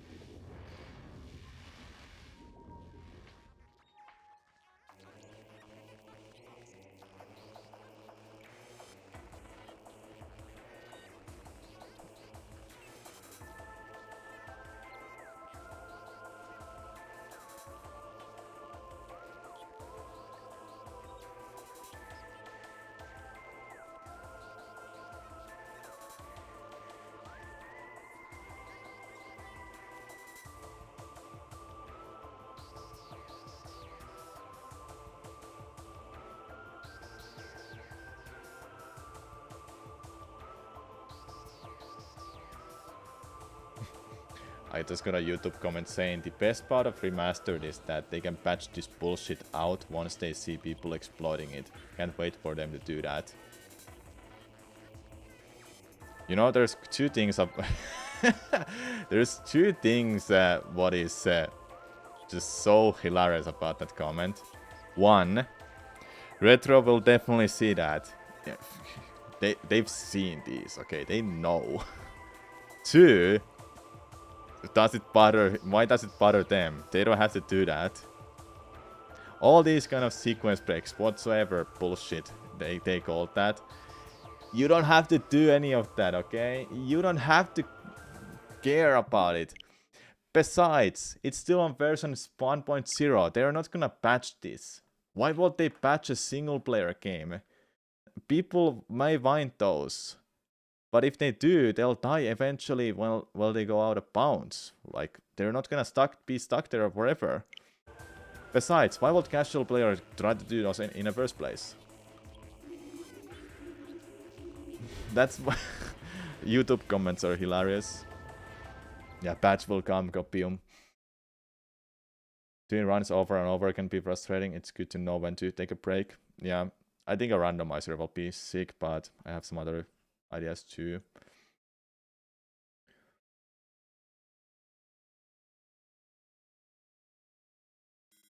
Thread kept most glitches. Yeah, like Shine Shink clip. Nobody's gonna be able to do that by accident. Honestly, it's a series of tough inputs in a row. And trying to do some other glitches, like casual players are not gonna find those. But invincibility glitch, I can understand. They patched that right away. Because that can be abused. And it was really easy to do. So the stuff like that, I understand they patched that. But patching a sequence, patching an early space, like patching something like a early ice beam in this game. How will they patch that? Just put like a block there? Sure, they'll do that, but does it annoy... Who is it gonna hurt? Speedrunners only. Does it hurt any casual players? No, because they'll never find that. If they don't even know about it. So yeah, there's that.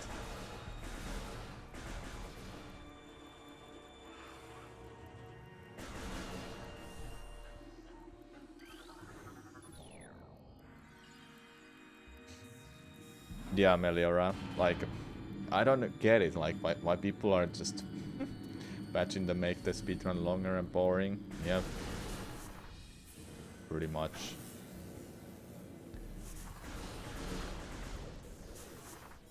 But yeah, like I said, nobody's gonna find those. No casual player will find those by accident, okay?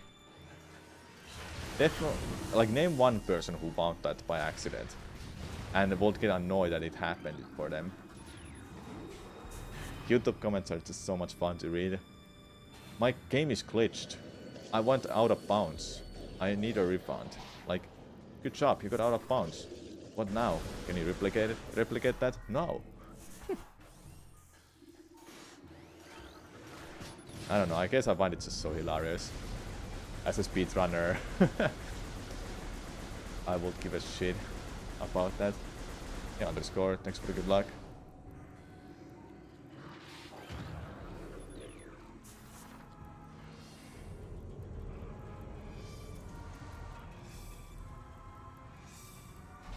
Yeah, glitches are not cheating. People are just hilarious. Started trying to learn Metro Thread speedrun with my tutorial. It's great. Can't wait to learn more. Nice.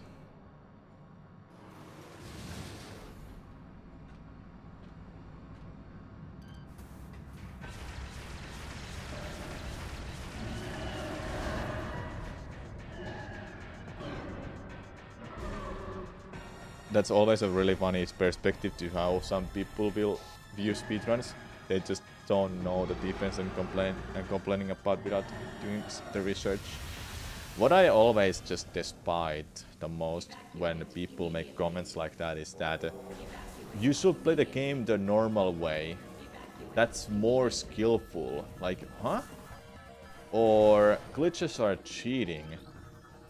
There should be a glitchless category, so I will enjoy watching this. You should play the game the way I want you to play it. Like, who the hell cares?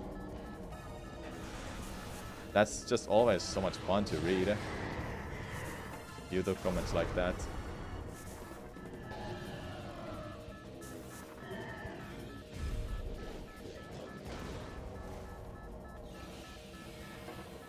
Even that even happens in Twitter.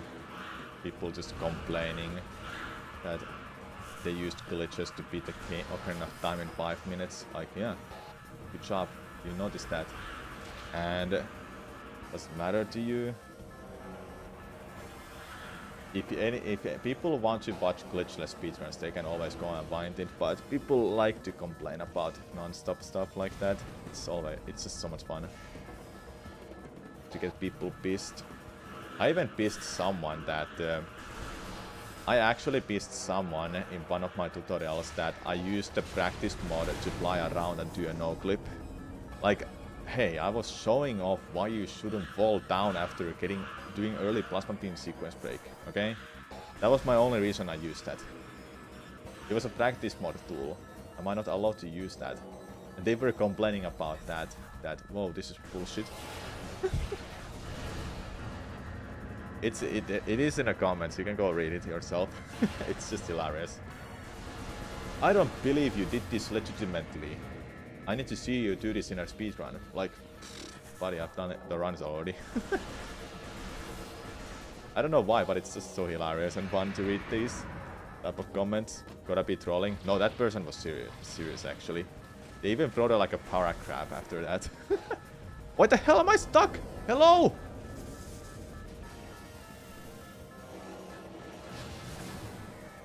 What was that? It will after a sequence break be possible without glitches, but that's just not the way Prime was designed, so you can live with it. Sequence breaks in this game don't require glitches. You're right. Except going through the wall. That's a glitch. But still. Like, you don't have to do those glitches anyway. Just so you know. I think my Joy-Con stopped working there. That's why I was stuck there for a second. Man, it was a good split too. I think I might have beat my best. You have no problems with sequence breaks, advanced techniques and so forth, but clipping and out of bounds don't make the game look good. Yeah, people have their own opinions on that.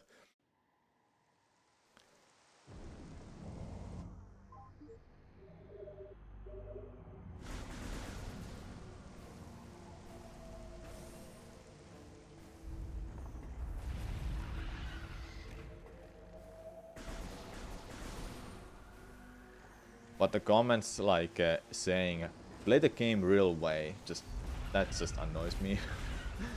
Play the game real way. Speedrunners are playing it so wrong. So wrong that you're... Or actually, wait.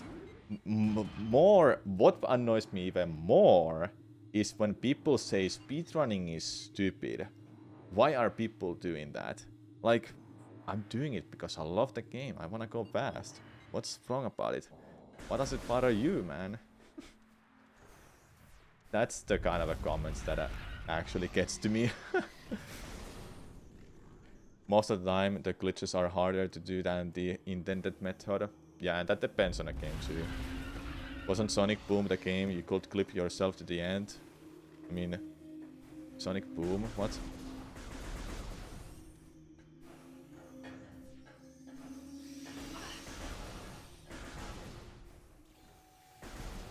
You don't talk about Sonic Boom from Prime 2, right? Or you talk about something else from...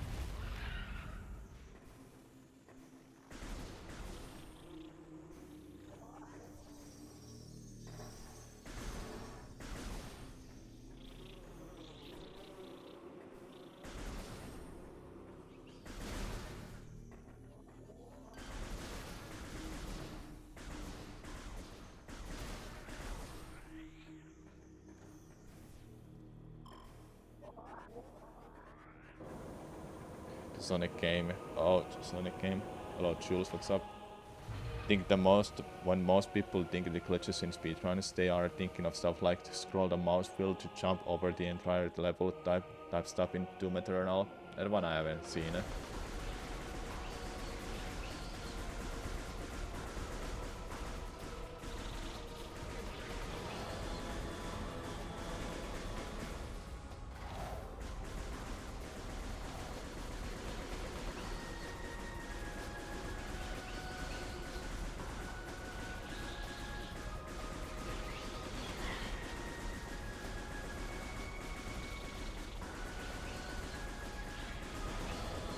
I think some people don't realize what a glitch means too.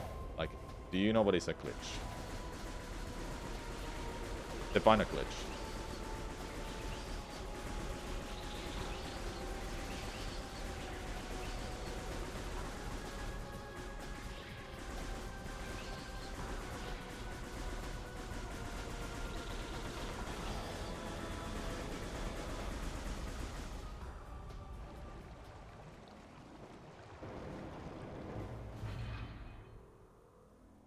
Defining a glitch can be hard sometimes. Well, here's the best way to that I put it. A glitch is a programming error. That's how I usually view a glitch.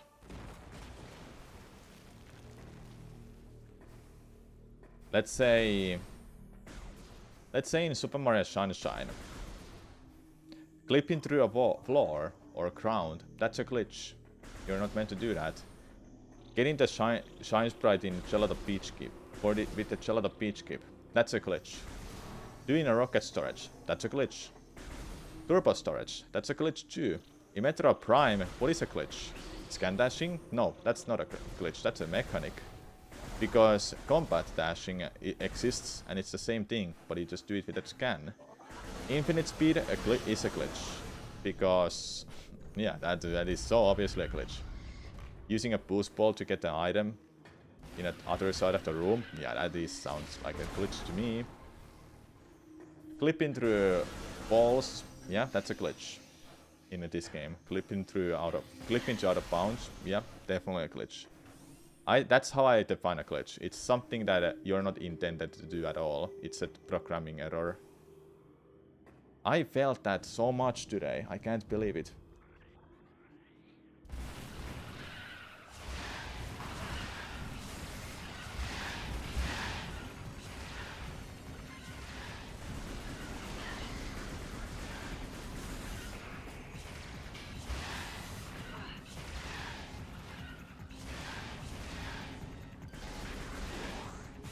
So many missiles.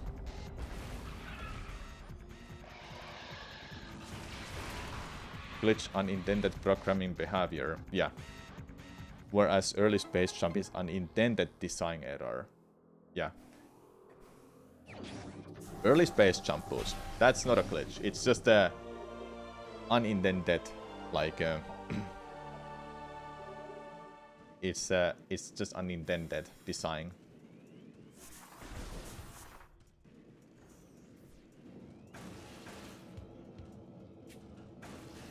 Using glitches is cheating in a way. Glitches are intended in a game, things in a game that can be exploited. It is that unintended error part that creates the issue for people. Yeah, I guess so. But reminding you, you don't have to use those. You don't have to watch a speedrun like that. Like, so that's what confuses me. Why people complain when someone uses a glitch? Like, it doesn't affect their life.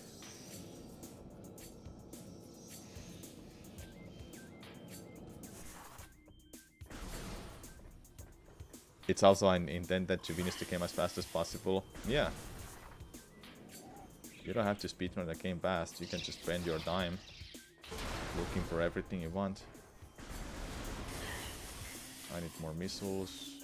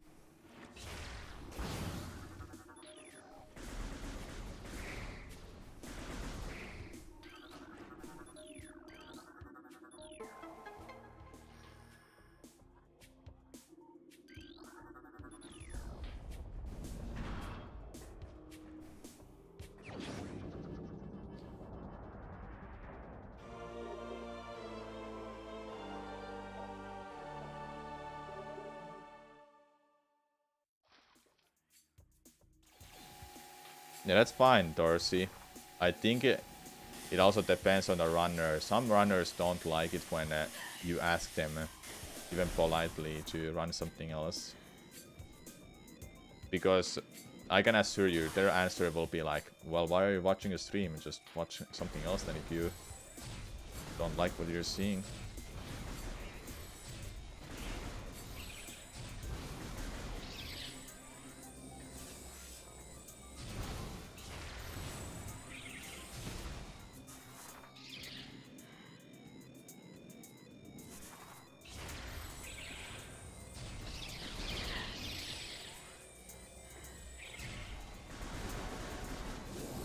Retro actually liked... Retro Studios did like all the sequence break that people were doing. But the higher ups in Nintendo say that they have to patch them off. So it's not Retro's fault that they had to patch some stuff for these games. It's the higher ups.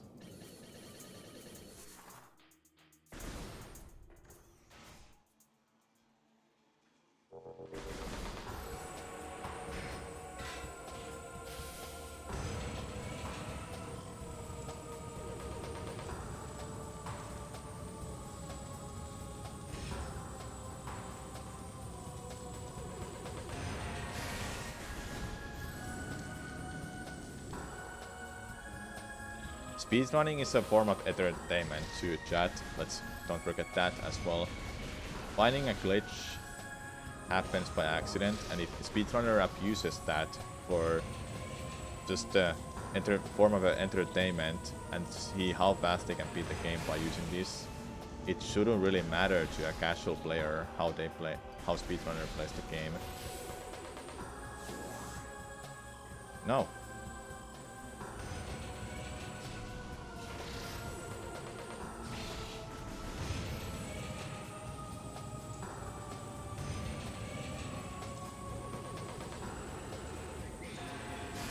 It depends on a category, Siasia. Like if it's very heavy glitched run, like A Link to the Past, for example, yeah, then it's just not that entertaining for hours. You see it for a couple times and that's it. Like that's fun. It's fun to see it a couple times, but maybe you wanna see the full game instead, or maybe you should run the full game instead. Longer runs are also more entertaining too. Depends on the length, of course.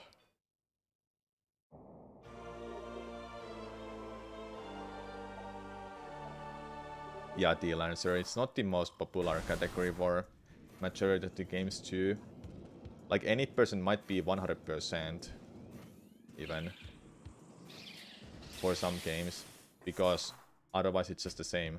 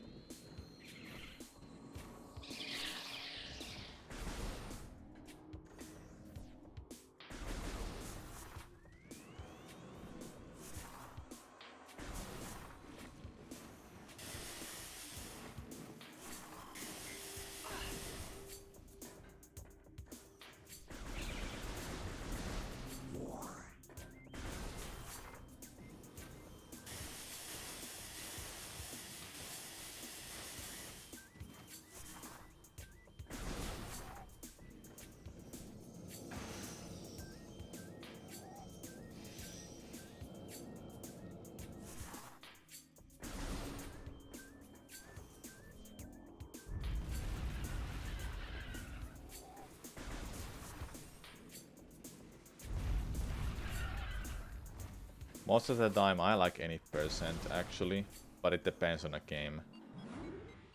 In some games any percent looks just worse, then I will do all bosses or all dungeons or 100%.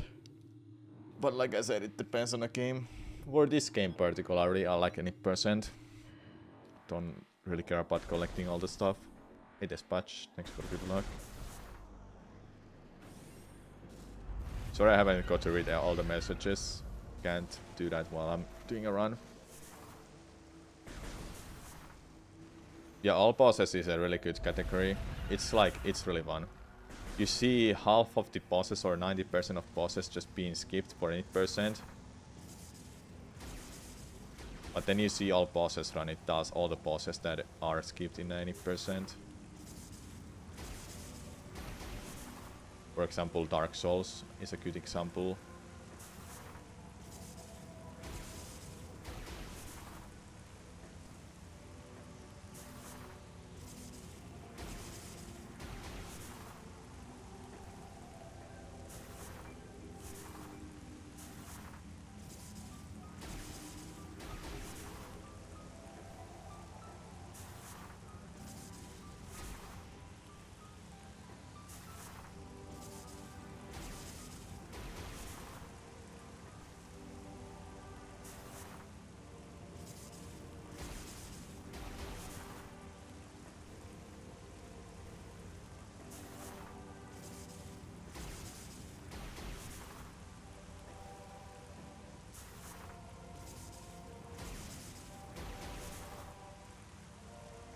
Ah, bullshit.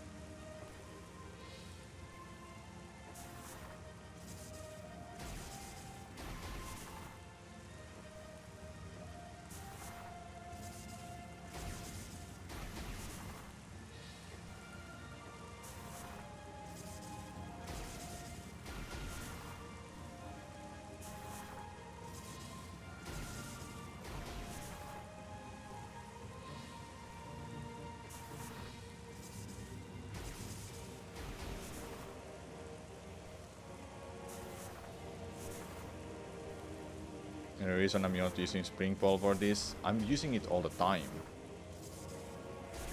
I'm trying to Spring Ball when the first bomb explodes. Also, it's just better to not use Spring Ball. But only for that part, where you bomb jump twice.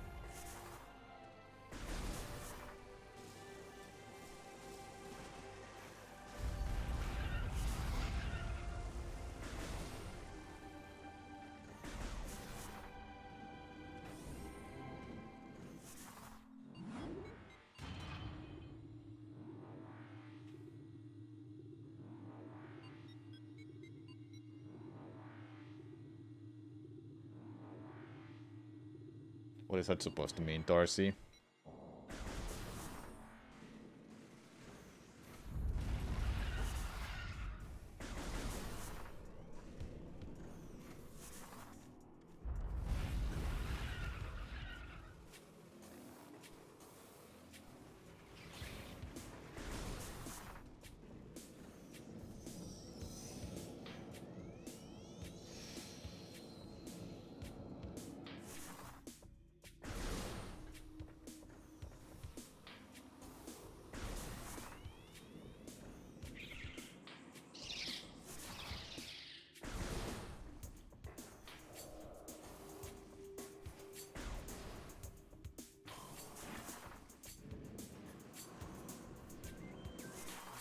Well, they're not gonna patch anything anymore. Like, I don't think they will. Or they will patch those when they already got game out as a physical copy too.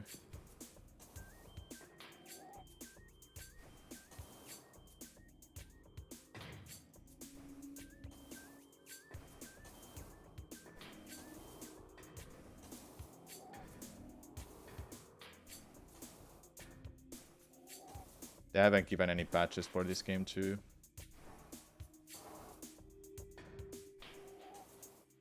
And I doubt they will.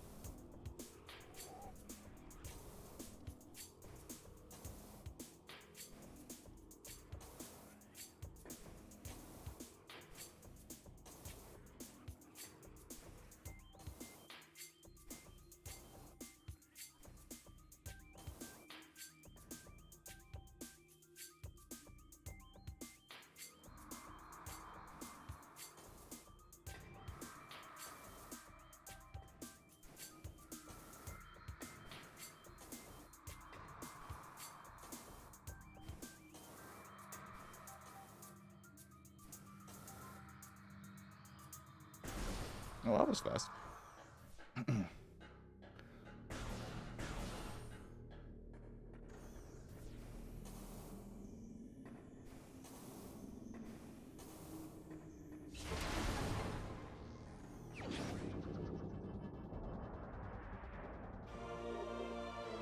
Nicole. Woo!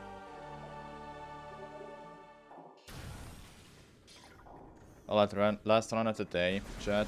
I'll switch to something else.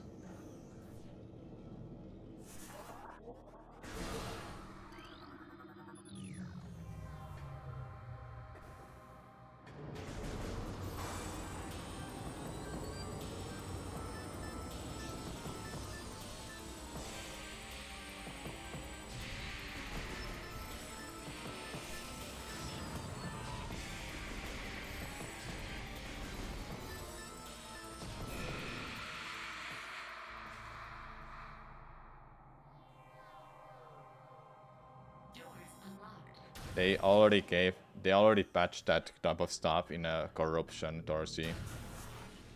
It's a one bomb error rule they added in a corruption.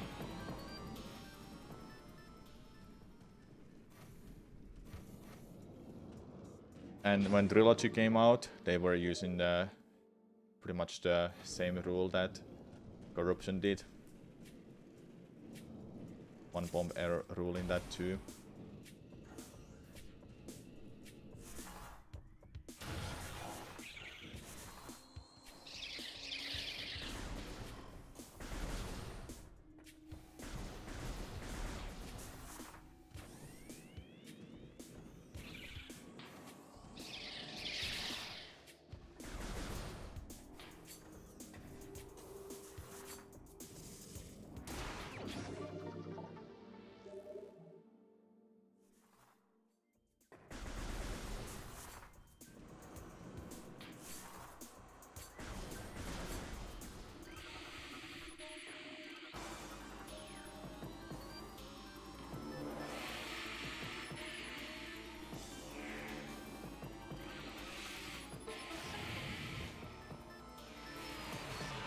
Yep, karate. I am playing this.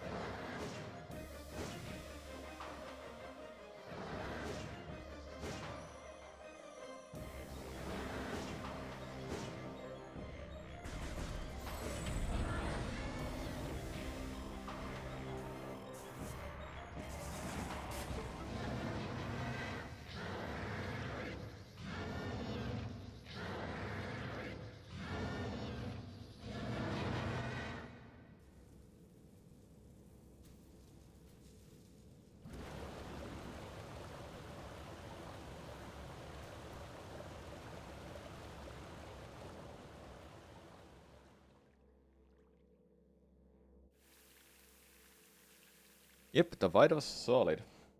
I was holding my Joy-Cons backwards. I had the left joy on my right hand, and vice versa. Definitely the right way to play the game.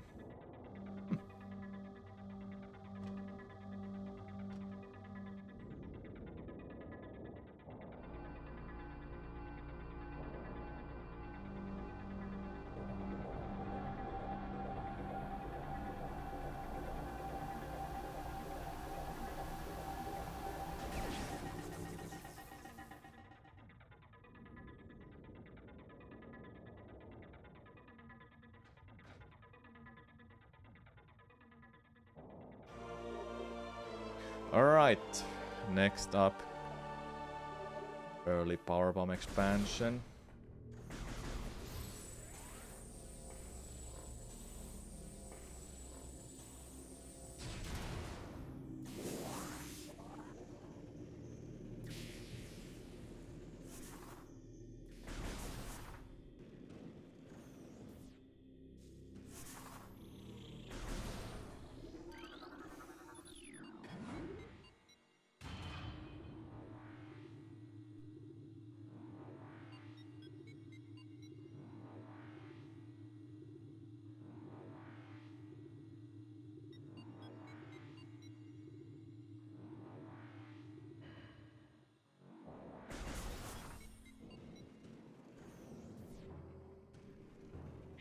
They went all out with the warrior cutscene. It looks really same. So the one of the biggest changes I like is the running animation against Metro Prime. When Metro Prime gets away, Samus runs after it. That has a new animation, and I really like that.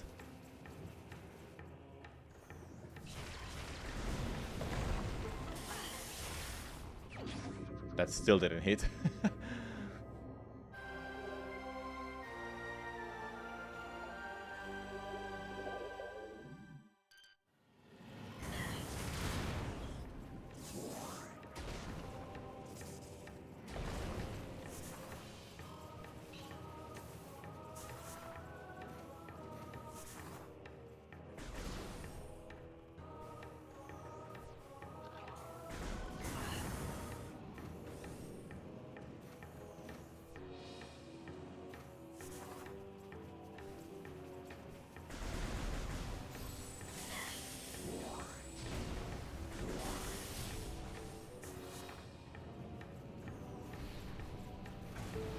Oh. Damn it.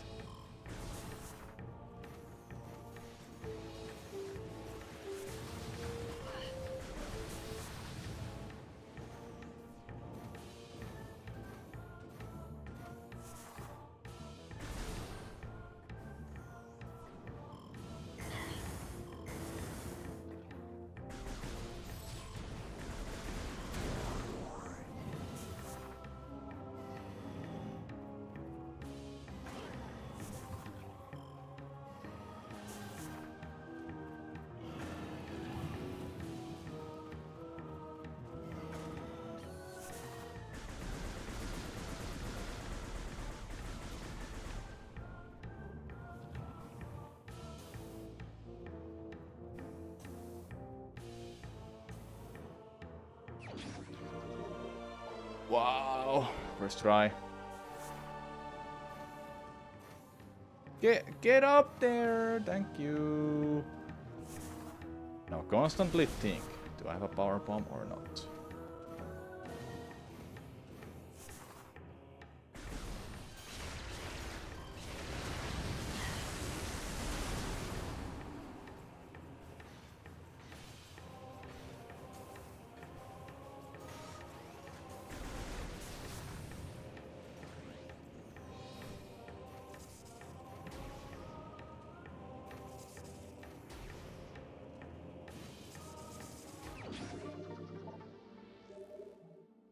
I can't believe I got it first try.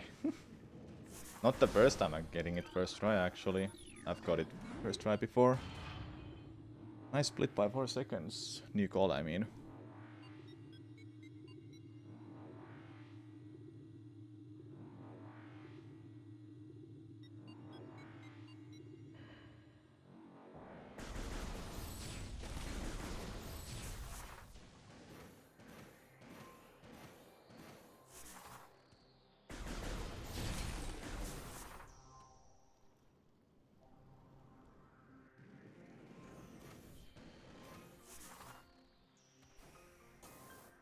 Oh.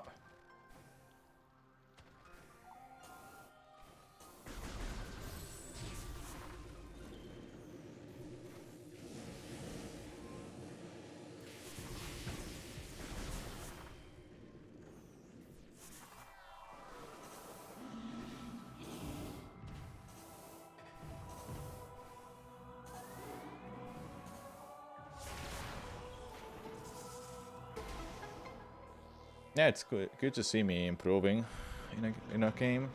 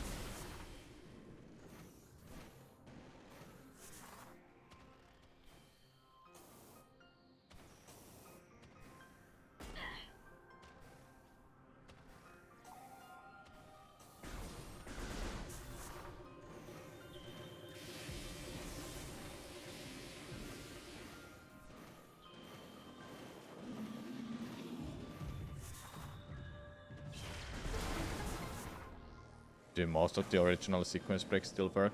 No. Most of them are gone.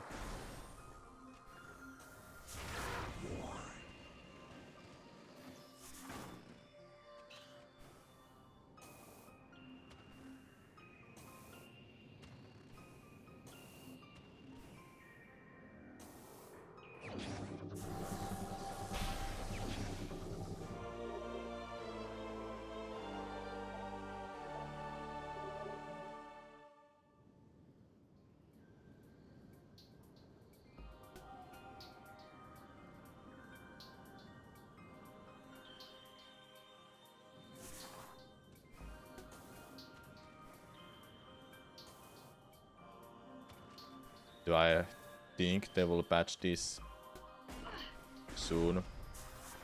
No. I don't think so. Why won't they? They're gonna just spend their resources and time and money on fixing something that they already published. Might as well put that resource and money on doing a new game rather than patching something that's already been patched for so long time ago. It's honestly not worth for them to patch these, even though they can't do that.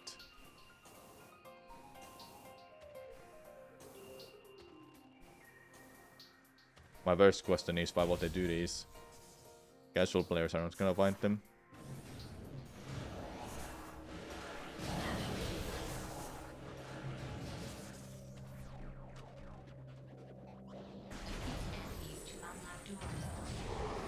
Well, Dread is made by a different team. And they only patched invincibility as a speedrun tech. Because anybody can do it. It was piss easy. This, what I'm doing, that's not easy at all. Like, all these are not easy. Casual players are not gonna find these by accident, even let alone abuse these. Can you just get up there? It's a single player game too. I don't think they will patch it. It's not gonna have a boss rush even or something like that. Would be cool though to have a boss rush, but still, I don't think they will patch any of these.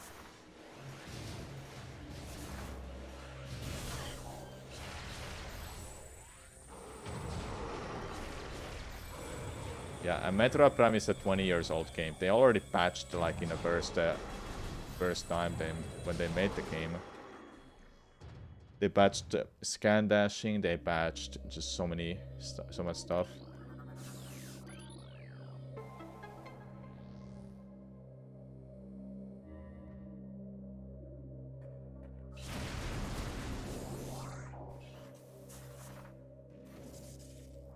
Don't forget the power bomb. Don't forget the power bomb.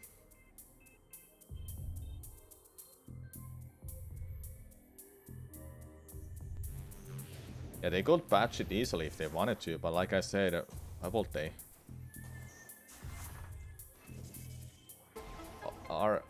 Who does this hurt?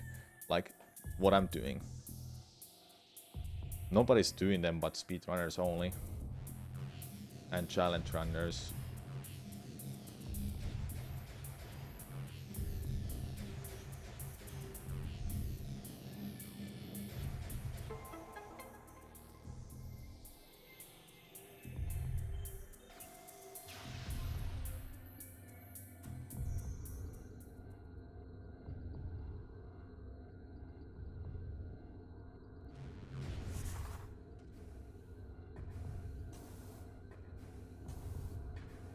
If you had the player's choice, Metro Prime, and you live in America, you had one of the latest Metro Prime versions or GameCube that had a scan dashing patched.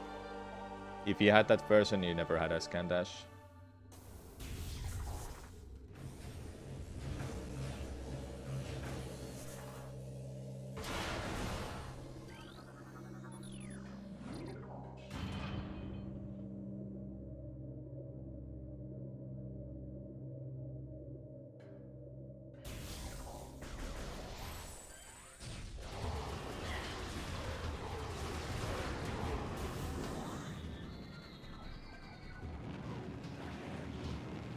Okay, don't forget the power bomb this time.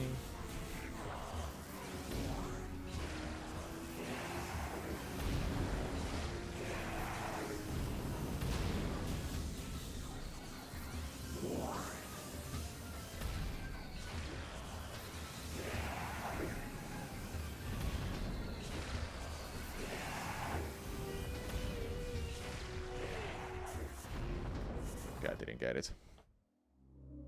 Had to be double sure about it.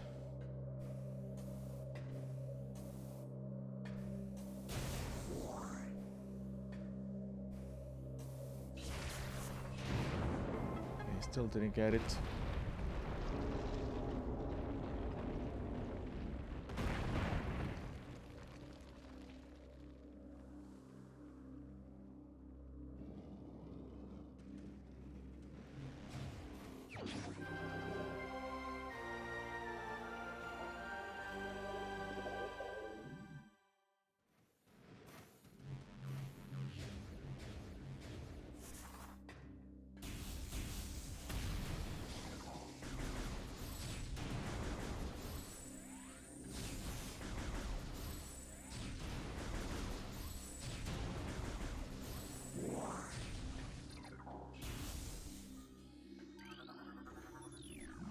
Didn't forget, didn't forget.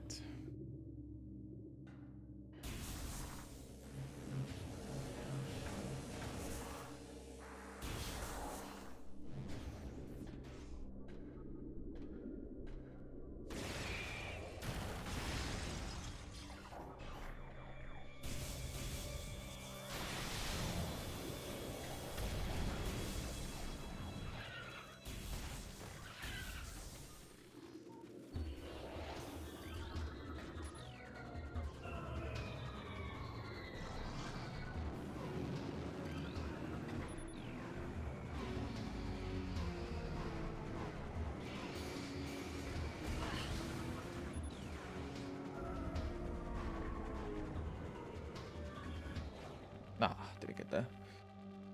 Let's be on. Yeah, lol, that's not fair. It's bummer, but if Nintendo higher ups says you have to patch them, then they can't obey. They have to obey the orders, but they can't just say nope, we're not gonna do that. They have to do that. It's unfortunate.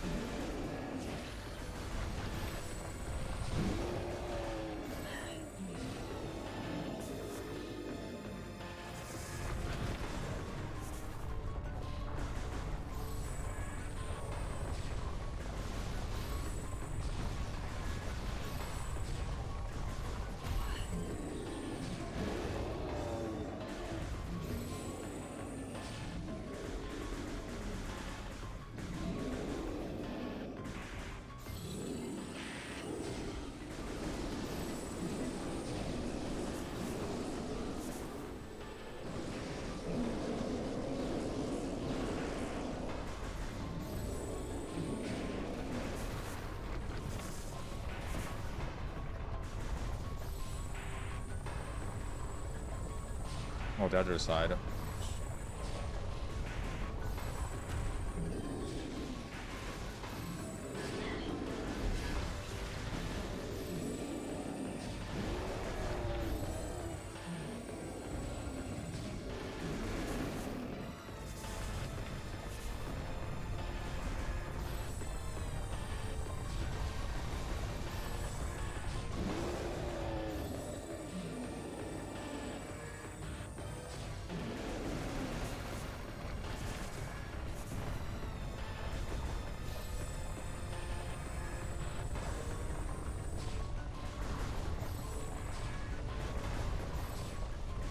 Can't hit that. It's impossible to hit it.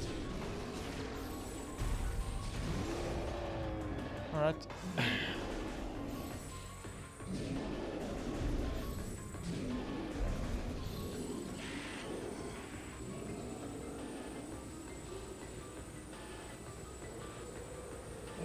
Don't get caught. What's up?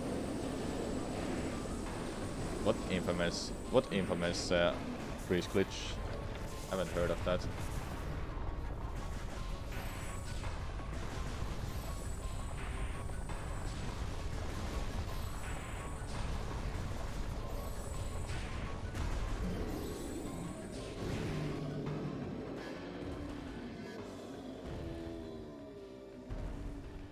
Oh, you mean when the game soft locks or crashes on the GameCube? That's what you mean, right? When you're going on a main Chozo elevator to the or the parts furniture, the game crashes. Oh.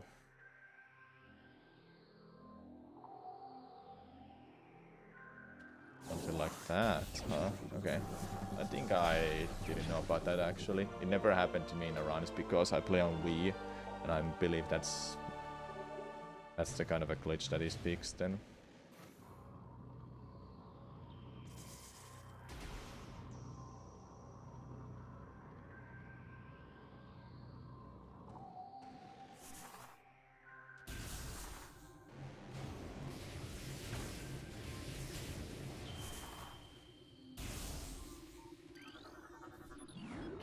Hello, viewer.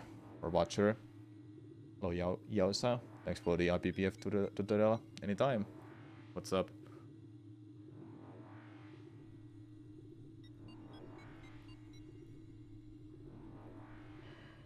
Oh, really, Uchida? I wasn't aware of that because it never happened to me. I had a PAL version at the time when I started running this game.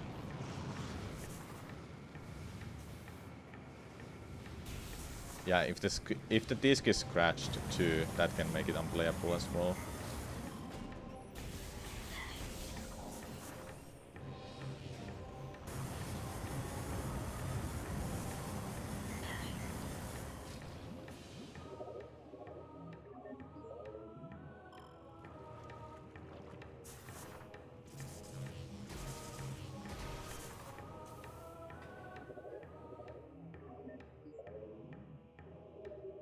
I'm insane!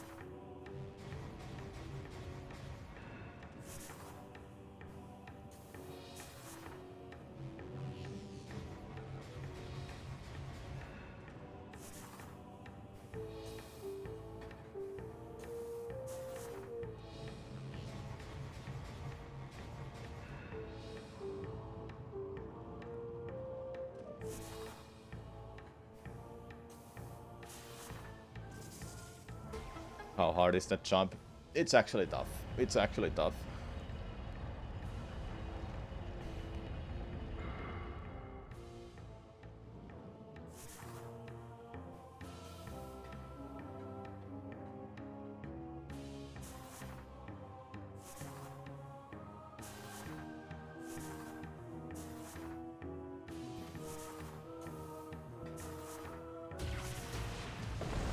Six split incoming.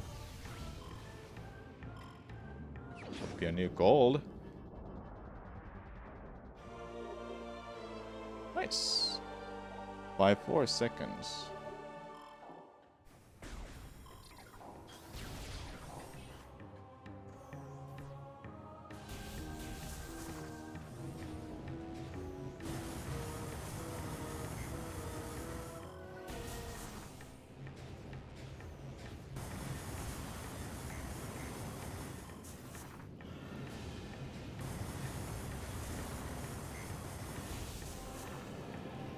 Remember earlier today when I had a good run?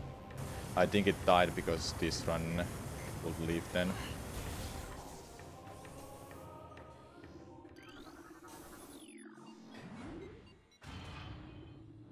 Just watched my tutorial on YouTube for on early plasma beam. Nice. It looks like way less annoying than the first pump jump you do for Poots. Oh yeah, it is. It is just a little annoying.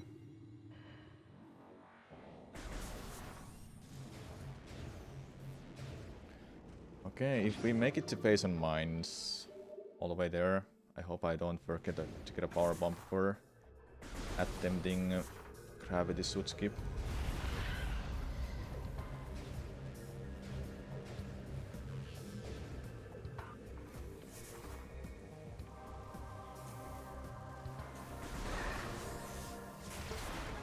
Oops.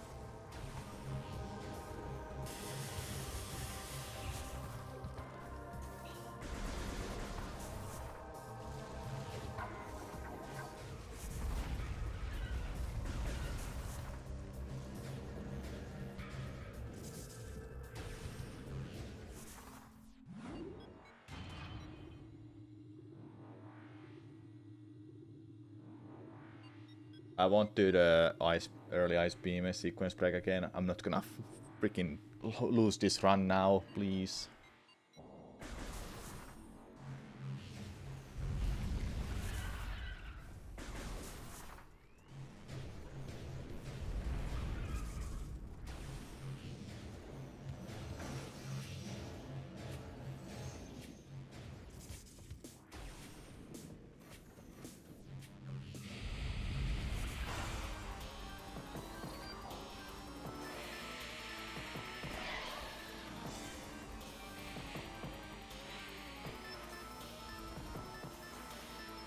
I can't jump up there. Please.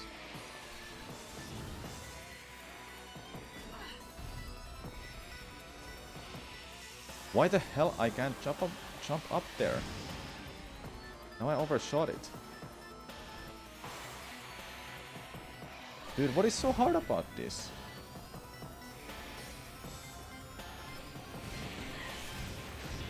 I can't see shit with that. It's annoying.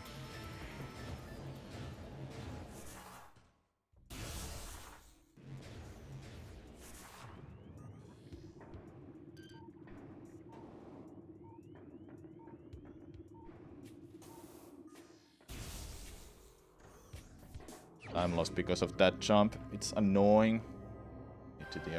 I need to do a different way for that.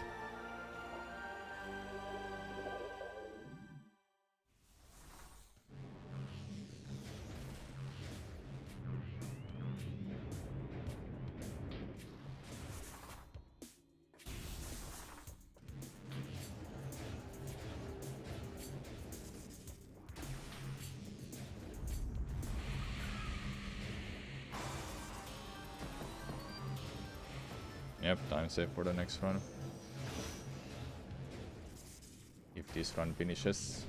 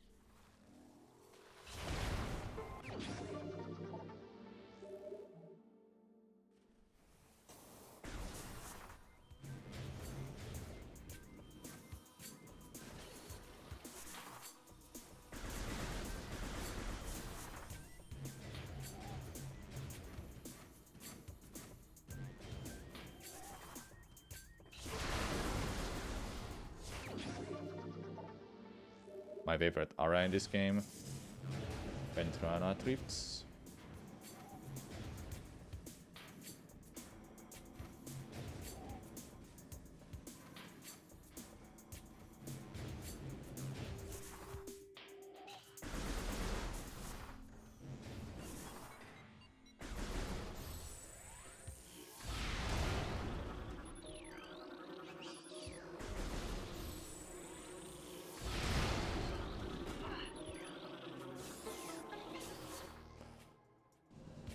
Then my second favorite is McMoor.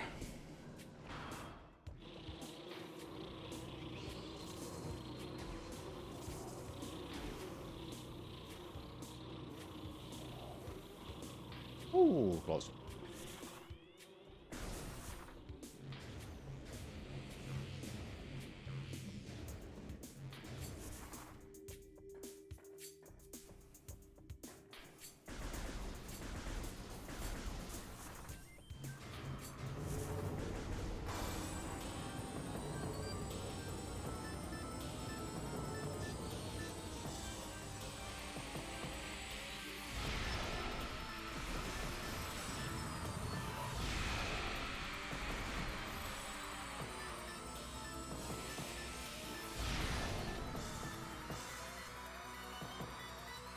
Not bad. I'm pretty sure you can't get that at the same time to get the cutscenes overlap. I've been on that spot so many times and it hasn't happened a single time. Alright, no early ice beam, IPPF, walk roll. So I want this run to be alive.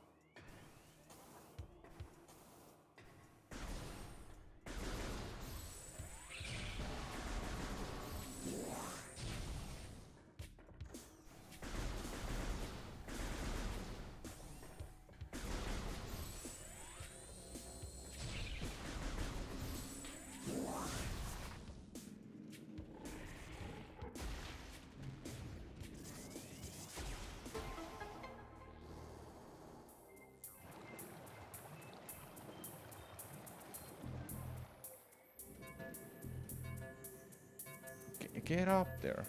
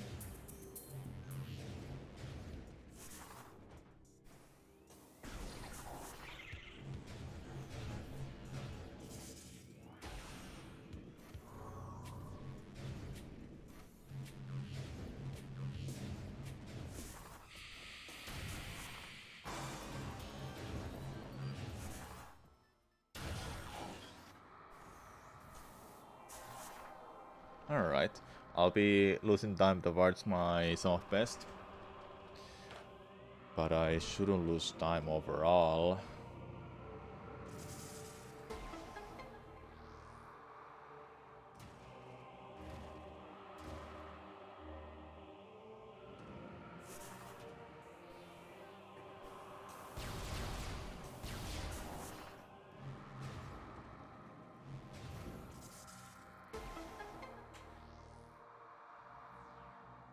Tell me, what's your favorite area in this game?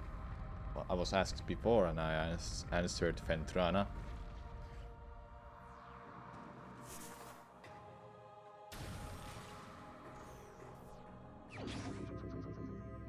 Saving some time. Let's go.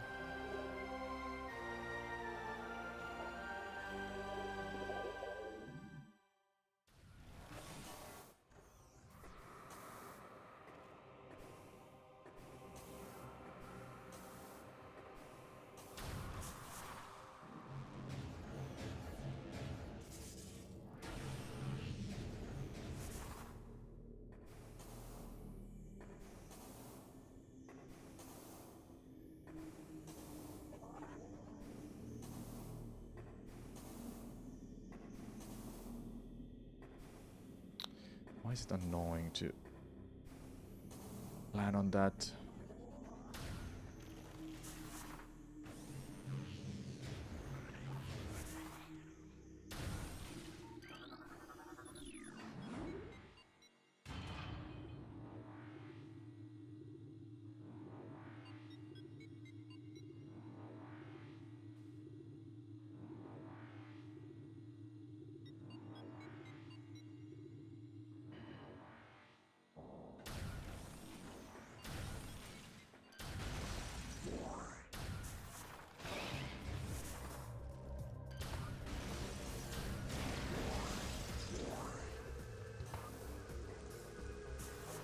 That's not easy to land on. Don't get it.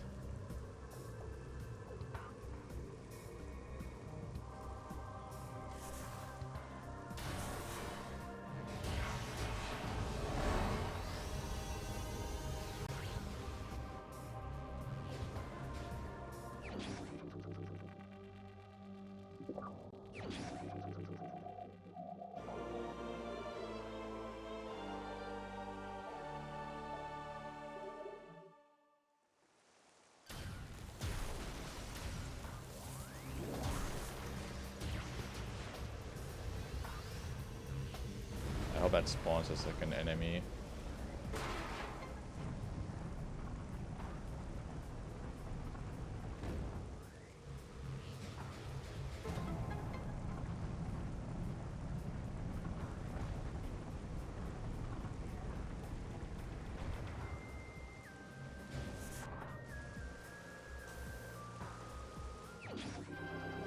It did, I see it.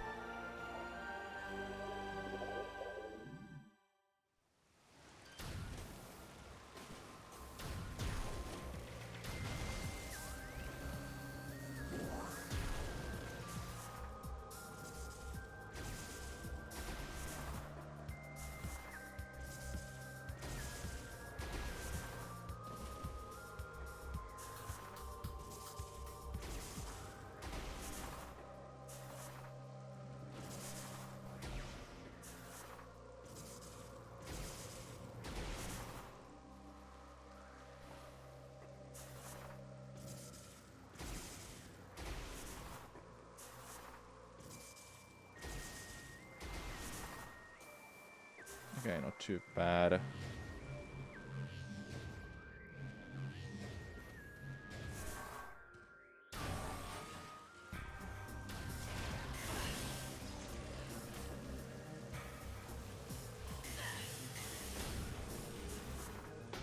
Alright.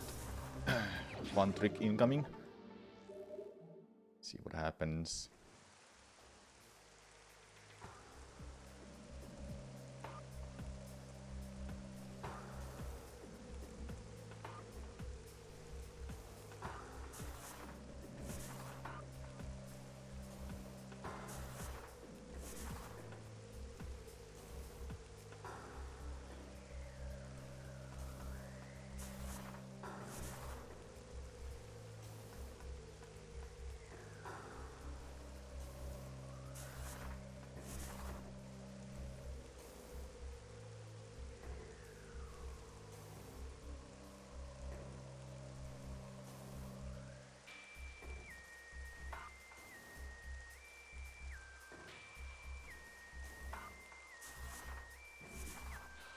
What?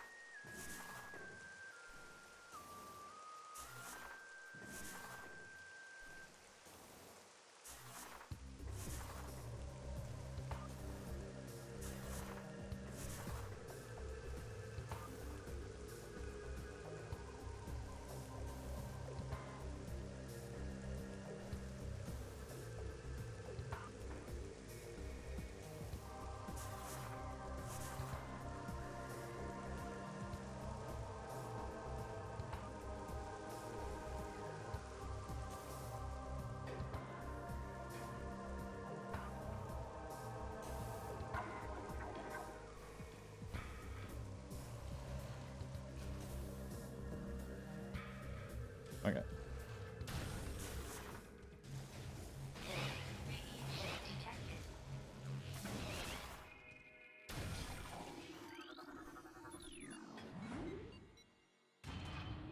No more hard tricks. Now it's just beating a game. Getting grapple beam, getting the power bombs, vision suit, and so forth.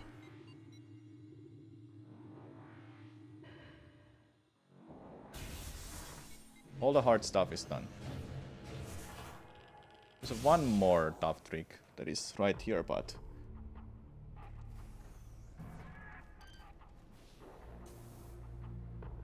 Yeah, and I have a power bomb.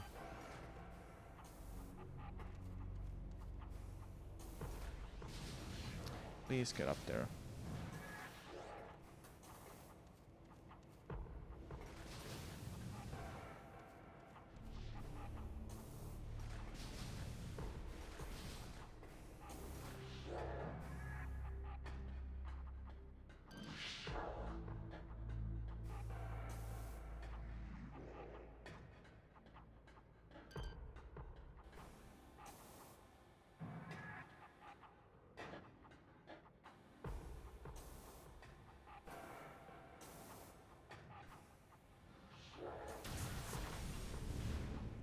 If I didn't have a power bomb, it would have been so bad.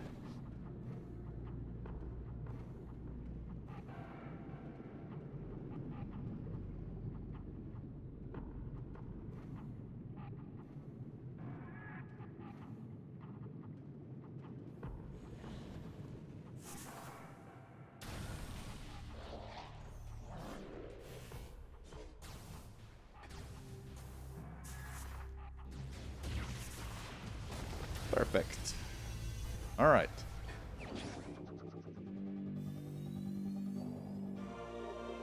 That's everyone's own preference, Suri. I think Dread is not harder than Super Metroid. Why am I so good at landing on that? I don't get it. Alright, now it's just get power bombs, phase on suit, warrior, remaining artifacts, and beat the game. I don't think I'll get under... No, that run. This run won't get under... There's just like no way I will get this under... 1 hour 50 minutes.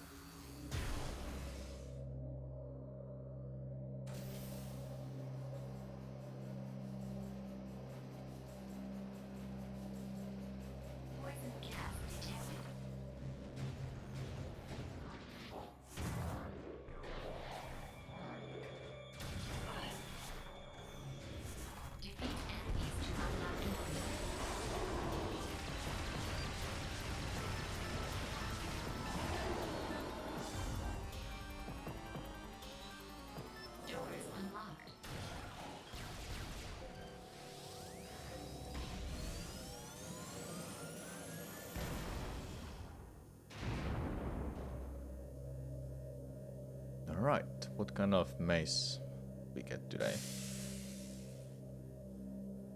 Well, going around every corner I see.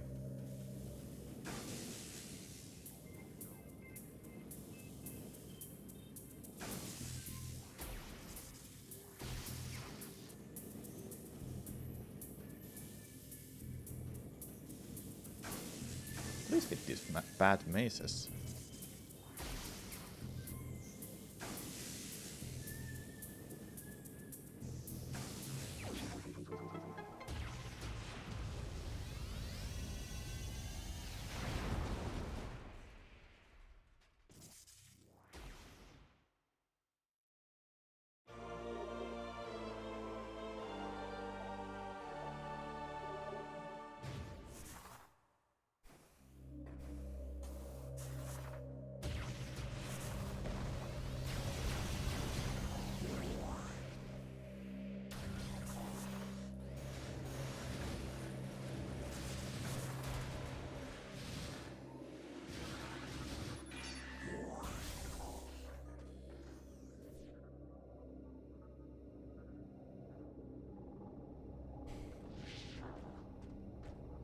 Thanks for the good luck, Monado.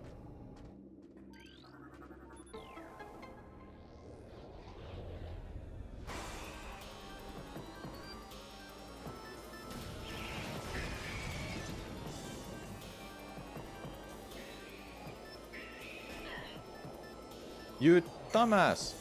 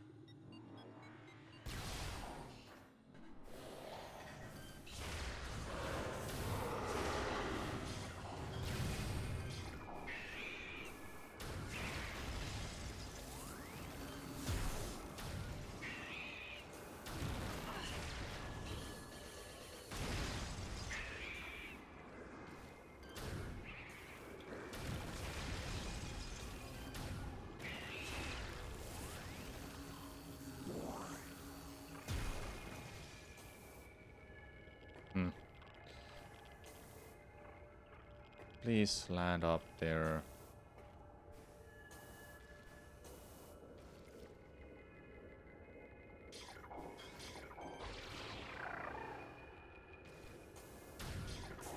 The room was kinda bad.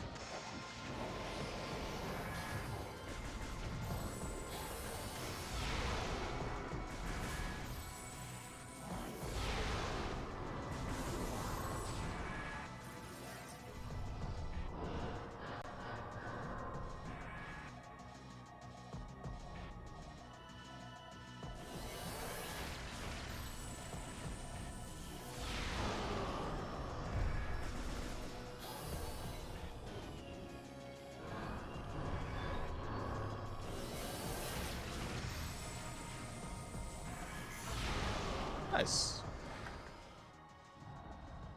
Pretty sure people have done speedruns on dread mode.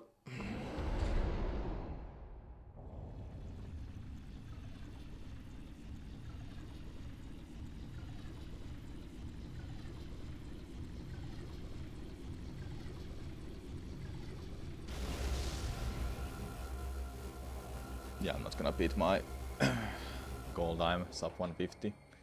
Next one then, I guess.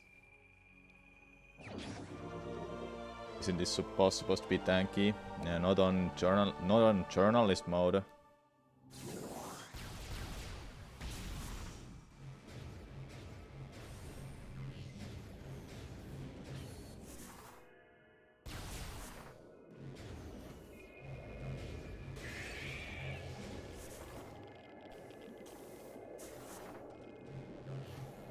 Where the hell am I? Dude, it's so freaking dark.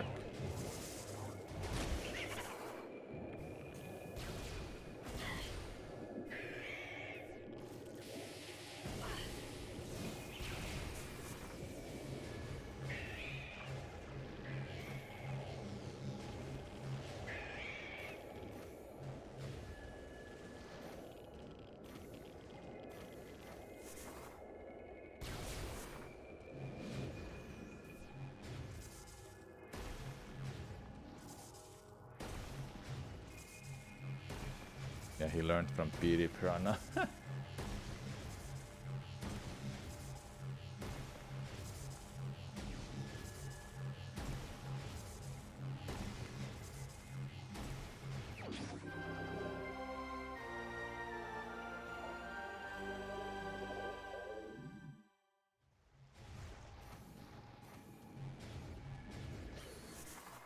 You know, Metroid Prime is 20 years old game.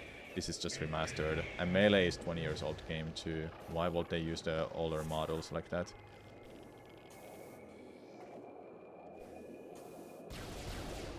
He tried to block my pot.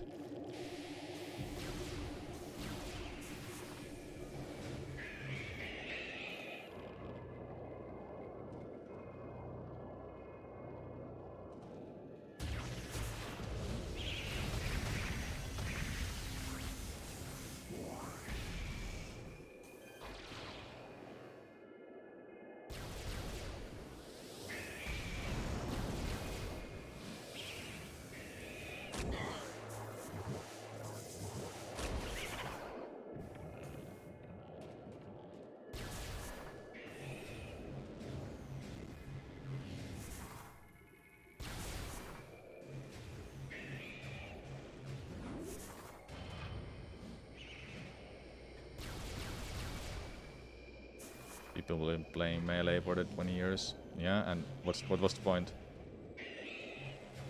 What really was the point? It's an old model.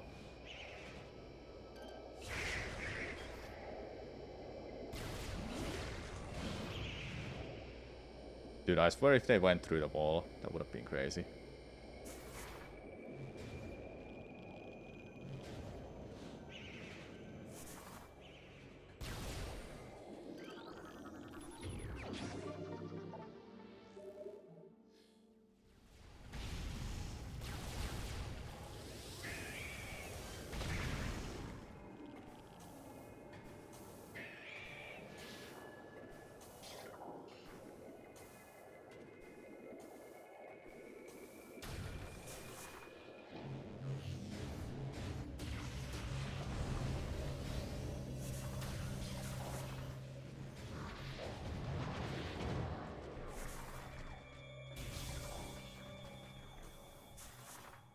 No, what am I doing?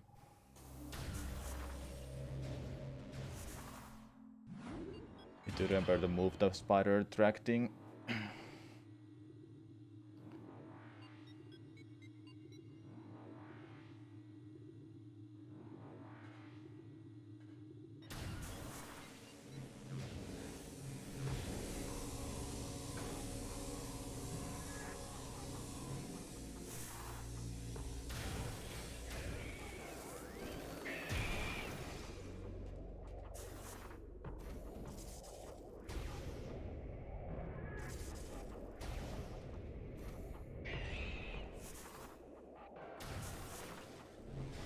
There we go.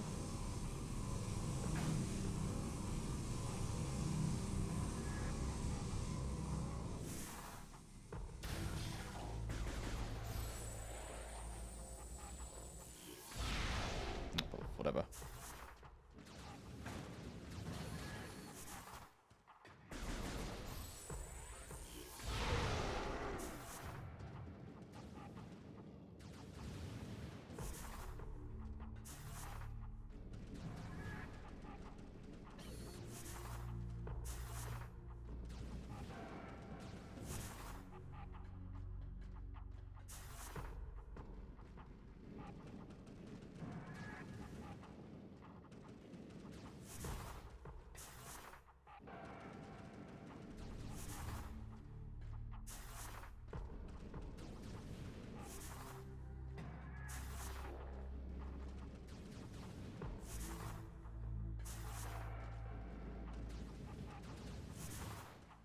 Clip through already, please.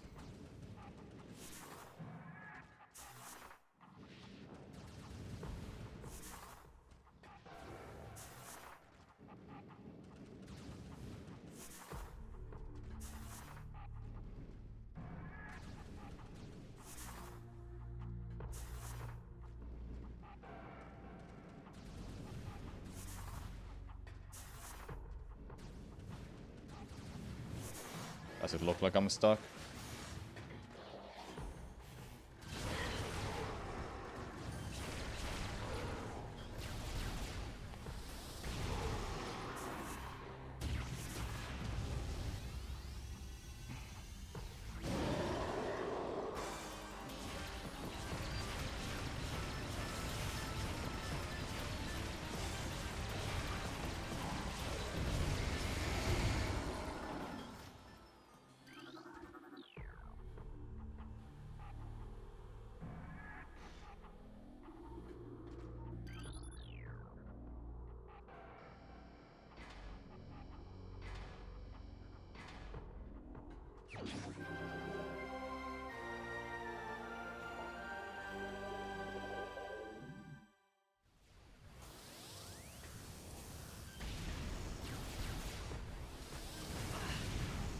What the fuck was that, dude? Bullshit.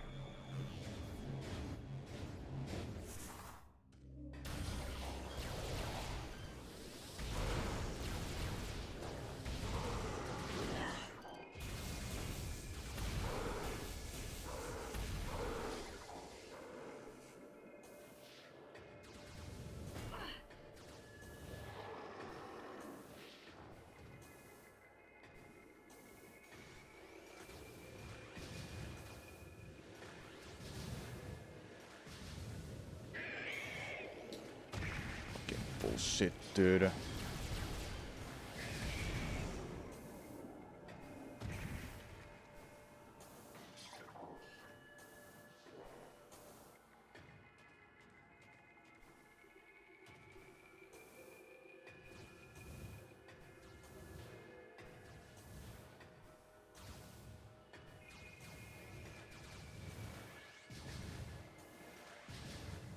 Land on that fucking ledge, dude! What the fuck, man?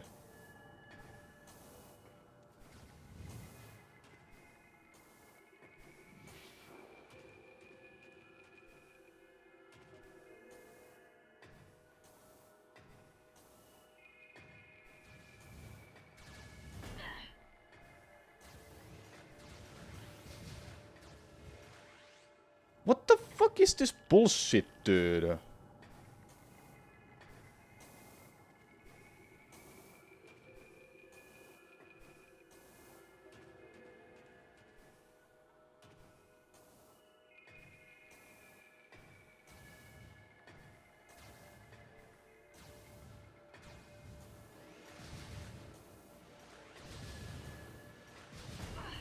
What the fuck was that? Like, fucking bullshit, dude.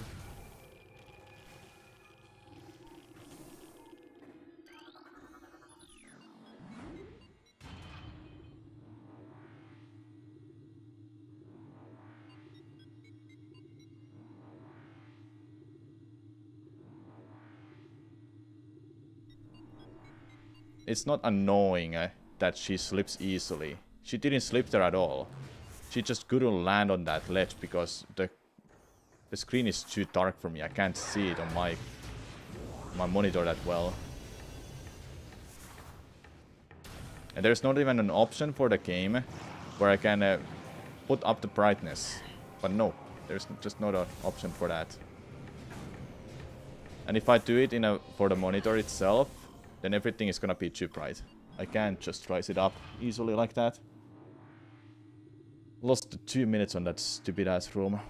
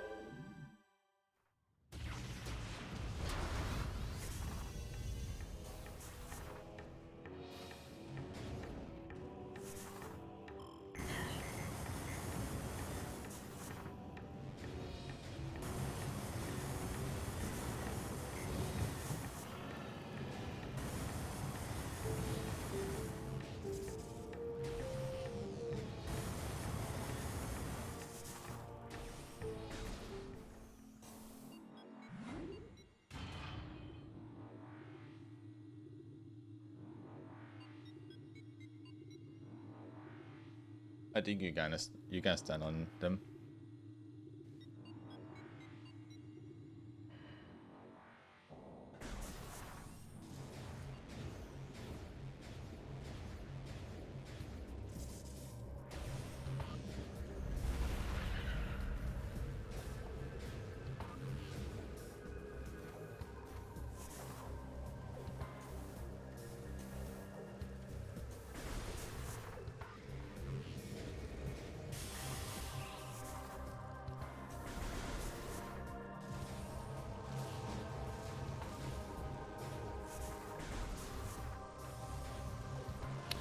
Dude, what is the meaning of that door? Like, what? I'm literally rolling towards it. Why do you close it right in front of me? Stupid ass game. Yeah, I do play randomizers.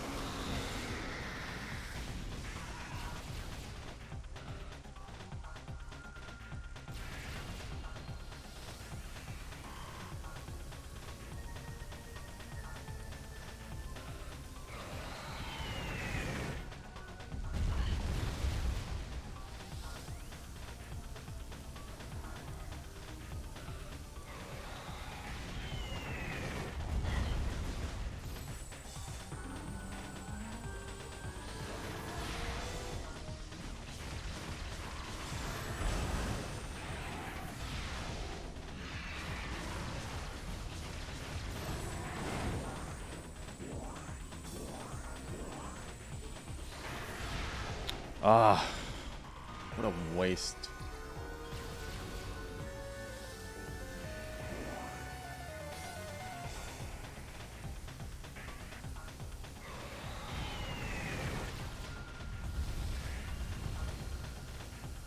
I hope I get some missiles back.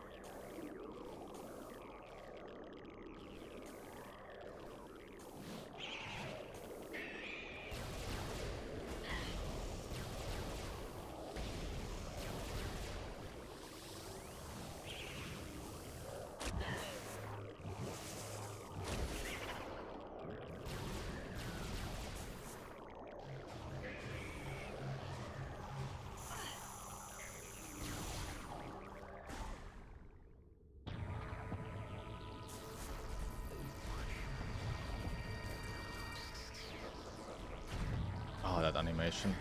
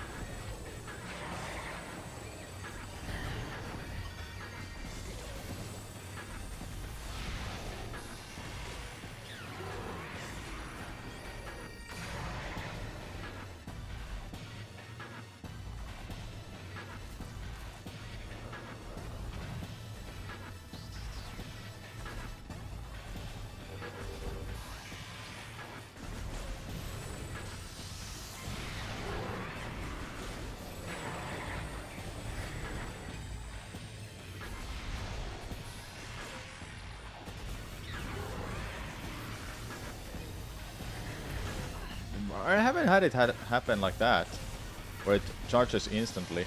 Oh, plasma.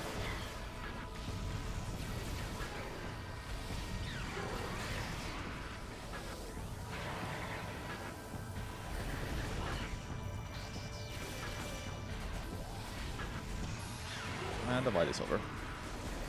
Solid, I must say.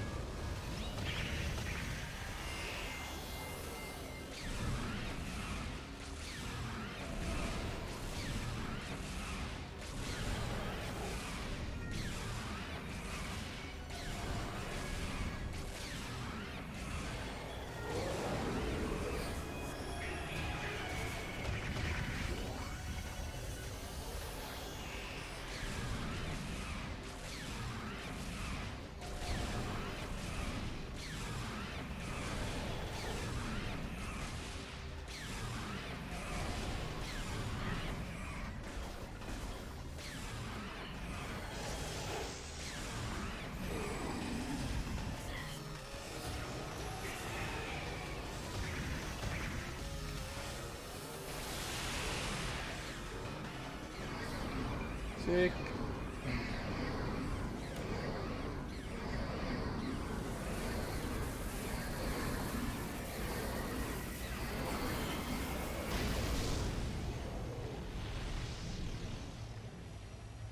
Thanks for the GG's, y'all. Appreciate it. Is there a trick here to use hyper mode for longer? I wanted to spawn a new hype pool faster. That's why I do it like that. So this run had a bad space jump, but first try ice beam early. First try power bomb expansion. Bad mines. That's it really.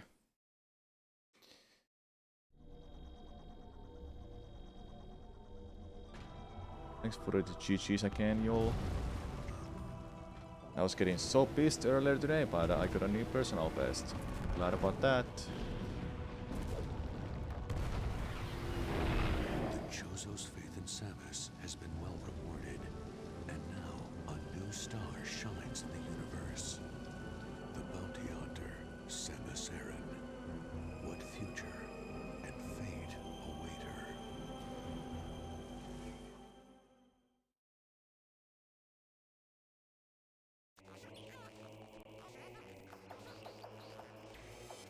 Alright. I didn't die at all, actually. What's my final time gonna be? 143, I think.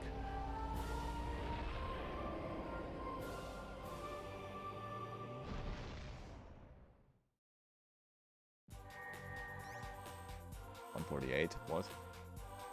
4-minute difference. What? Strange. What was my previous personal best time then? Because I didn't reset or so at all. It was the same. In-game time was same as my previous personal best, and my time is now almost 5 minutes faster. In-game time makes no goddamn sense anymore.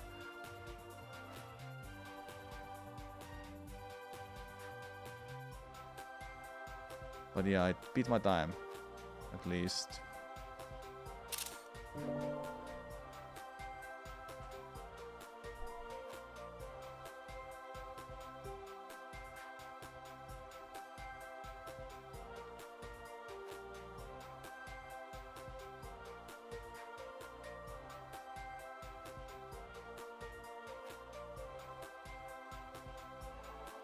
$52 something. 46.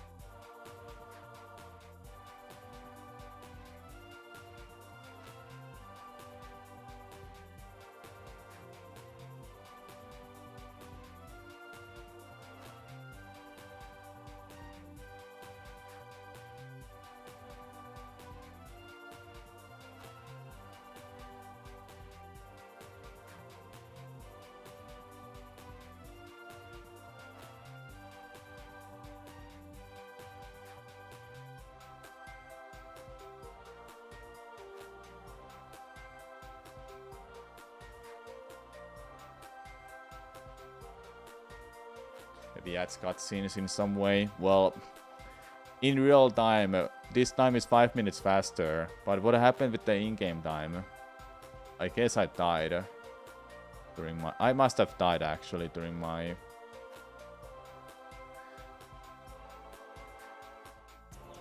Yeah, I died during my 157 run actually. So yeah, now it makes sense, yeah. Alright, I've been doing runs all day for 4 hours. I said I was gonna switch to something else, but now when I finish the run, I think I'll be done actually. Yeah, Dread's in-game time is super weird. We could finish off the stream by watching a YouTube video actually. There must be something fun to watch.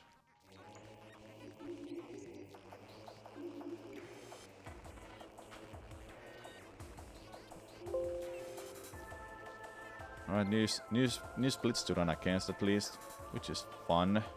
It's always fun to have a new splits to run against.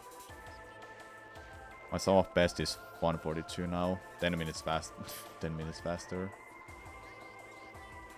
Freaking 10 minutes faster.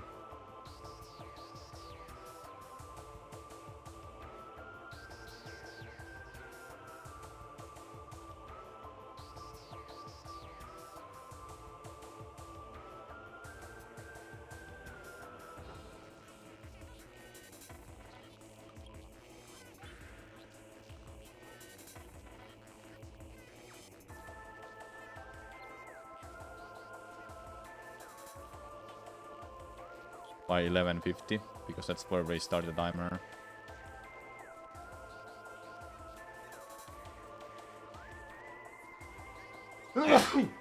Timer begins when someone starts moving. Okay. I'll watch a YouTube video with you, chat. Let's find something. If you enjoyed the run, don't forget to follow. I'll be doing more runs tomorrow. My goal time is under 1 hour 50 minutes. It might be kind of going lower than that, but we'll see. Just don't put that on.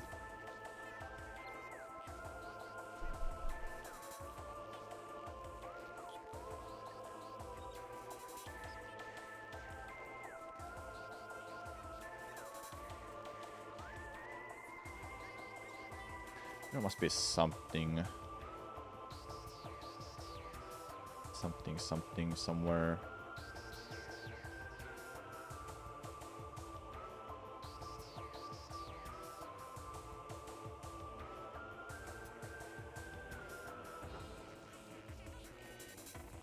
Do you want any video, chat, or is it fine if I give you some other video to watch?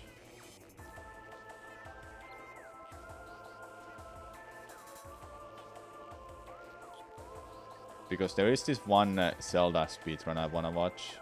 It's just explaining how it's done. Do you want Metroid or do you want anything? Anything else?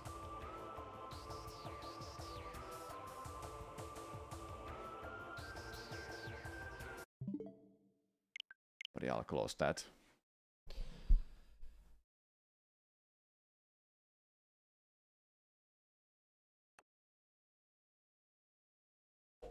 Oh, there is actually a one video I wanna watch. Abusoft.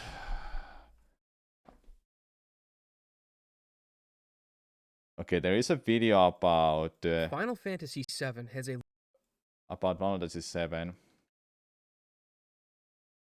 I wanna watch this. This 17-minute skip was intentionally hidden from speedrunners for 10 years. Okay. I'm interested to know why. So let's check it out. This needs to be up here actually. Alerts too. There you go. Final Fantasy VII has a long speedrun history dating back to the early 2000s, and along the way, runners have found glitches that range from saving a couple seconds to skipping entire sections After of the this game. chat, I'll be However, done. there's one glitch I that was need to- found in 2008 and kept secret for over a decade before being released, and it saves a whopping 17 minutes. Today we'll be looking at the timeline of this skip, break down how it works, what it skips, and why it was hidden for so long. I hope you enjoy today's video. Today's sponsorship. Final Fantasy VII Oh, has never a mind. lot of secrets and hidden bosses, but none are as formidable as this video's sponsor, Raid Shadow Legends. Yep, Final thought so. Fantasy VII speedrunning started back in the early 2000s, and there weren't many skips known about in this era. The main time save that speedruns made use of were strategies that involved getting the Power Soul item on Tifa. How did it start, by the way? Hold up. Final Fantasy VII has a lot of secrets and hidden bosses, but none are as formidable as this video's sponsor. Okay. Final Fantasy VII It's pretty speedrunning good. started back in the early 2000s, and there weren't many Raid skills Shadow known Legends. about in this era. The main time save that speedruns made use of Video were is 15 strategies minutes, that by the way. involved getting the Power Soul item on Tifa and an enemy ability called Death Sentence. Power Soul is a very strong item that you get in the first third of the run before you fight Materia Keeper. On first appearances, it looks like it has substandard stats, but there are two special properties that make it the best weapon for Tifa in a speedrun. Did I see that extension which automatically skips promotions? I haven't seen any new I'm not too familiar with the extensions for YouTube actually, but I just like go through the next spot that doesn't have a sponsorship section because I don't care. While Power Soul is equipped and Tifa is in critical HP, the weapon's damage output will double. Then, if she is put under the Death Sentence status effect, it will double her damage output a second time. Death Sentence puts a 60-second clock on anyone affected and will KO them when the timer reaches 0. But Tifa doesn't have to worry about this since her damage output is so high, no boss can stand against her for more than a few turns. The latter 2/3 of the speedrun revolve around getting the Power Soul combo online for each boss fight, and you're probably wondering what this has to do with a hidden skip, so it's time to look at this video uploaded in 2008. What you're seeing is a section of the game that occurs as you reach Cosmo Canyon. The buggy you're riding in is supposed to malfunction and leave you stranded, with the game forcing you to go to Cosmo Canyon to proceed. Inside of Cosmo Canyon are some dialogue cutscenes, the Caves of G Dungeon, G Natak the dungeon boss, and more importantly, the basic enemies Sneaky Step and G Spectre. These may be the most important enemies in the entire run, since they have the Death Sentence skill that you need to acquire to bring Power Soul fully online. To acquire this skill normally, you'll need 2 materia, items that you can place in slots on your gear to give your characters new stats and abilities. The first is the enemy skill materia, and the second is the manipulate materia. Enemy skill allows you to learn certain abilities when they're used on the character that has it equipped, and manipulate allows you to control an enemy so you can force the ability to be used on that character. The Cosmo Canyon section of the game takes about 17 minutes to complete and is integral to getting Tifa's Power Soul online. But the mysterious video uploaded by Brutal Lerpa appears to show that the cutscene where the buggy breaks down when you try to go past Cosmo Canyon was skipped, allowing you to proceed without entering it. Now, it's worth mentioning that upon close examination of this video, you can clearly see that the buggy's position jumps, which means the footage was likely spliced, but this didn't stop players from talking about the theoretical skip nonetheless. Information was a lot slower back then, and the video wouldn't be mentioned until 2009 on the Speed Demos archive forums.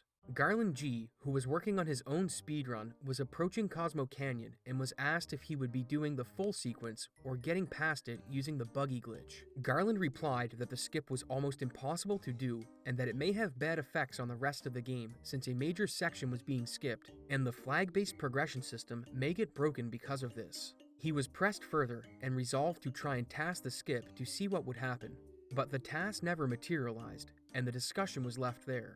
Fast forward to 2010, and new users on the forums are again asking Garland if he's seen the buggy glitch video, and a new discussion popped up asking about details for how the skip is performed. This time, people are skeptical of if the skip would even be worth it, since not only will you be missing experience from the dungeon, but Death Sentence would be skipped as well. It can be picked up later in the run, but you would be without it for several bosses, which would lose a lot of time. This is interesting, It had been written off as an impossible trick, or at best, a trick that wasn't worth doing, since it delayed getting Death Sentence, so it started to fade into the annals of history. That is, until 2014. With the growing popularity of Twitch and YouTube allowing users to upload videos longer than 10 minutes, longer speedruns such as FF7 started to attract more runners, and no one was more prominent in this era than Carnage64. Carnage would achieve many world records in the game, and during one stream, a user named Allburn would appear in chat and had this to say: "I found a new skip that saves 17 minutes. And then, just as mysteriously as he appeared, he went silent." No one knew what this skip could be, but it was hard to doubt Allburn's claim. Over the last few years, he had given out new skips as rewards for players setting certain record times in the game, and was responsible for finding almost every skip used in the run. The only problem was, he never elaborated on what this new skip could be, until 2016. Allburn would be working with another runner on some technical details and had given them tools that he believed would lead them to the skip he was hiding. Unfortunately, they never stumbled upon the information he wanted them to, and his attempt at revealing the skip failed.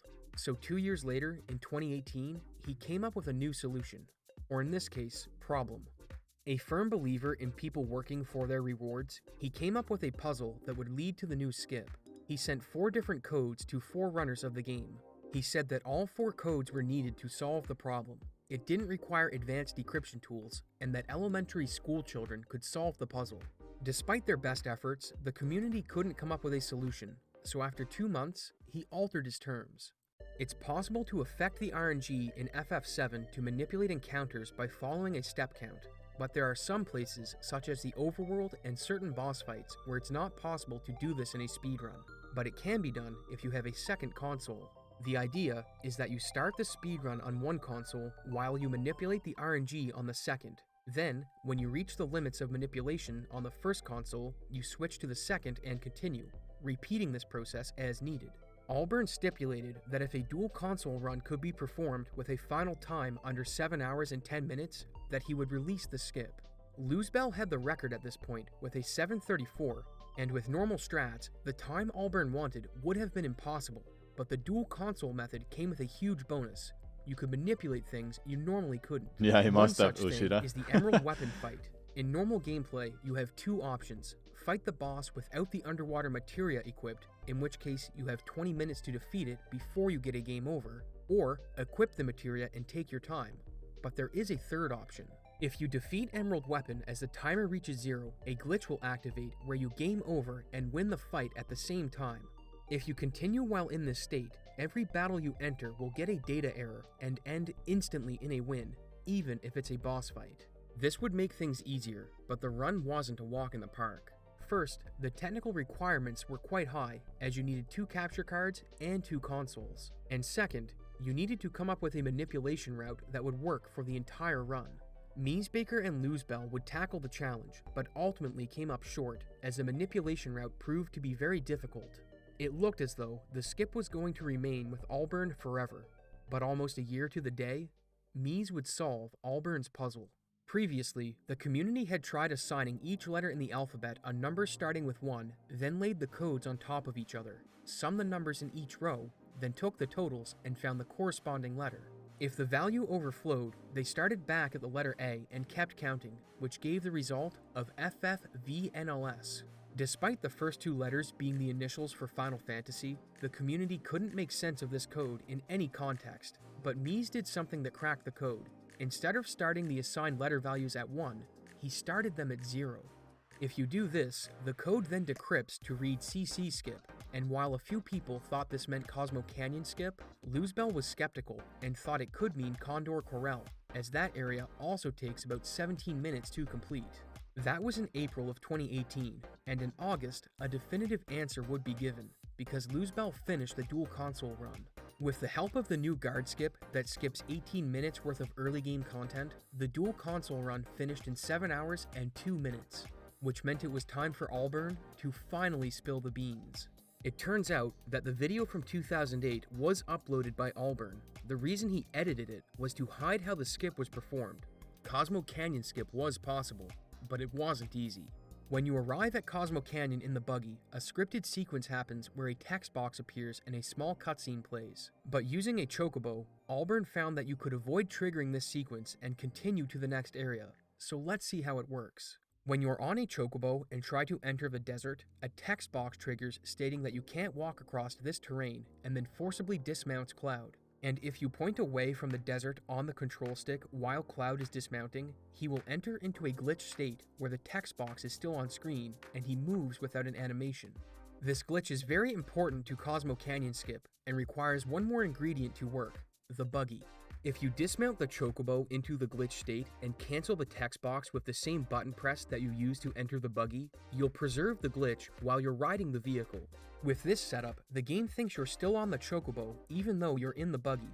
And if you can get to Cosmo Canyon while in this state, you can perform some specific inputs in a precise position and skip the trigger for the buggy breaking down. This sounds easy enough, but there was one huge problem. If you had a single overworld encounter while the glitch was active, the game would remove the glitch when you exited the battle, meaning you had to make it the entire way from the desert to Cosmo Canyon, which is about 20 seconds of movement. You're probably thinking that runners could manipulate the encounters to make the skip easier, but this wasn't an easy solution by any means. When you're in a dungeon, it's possible to manipulate encounters with a step route due to how they are programmed, but in the overworld, random battles have extra systems influencing them, so they can't be manipulated in real time.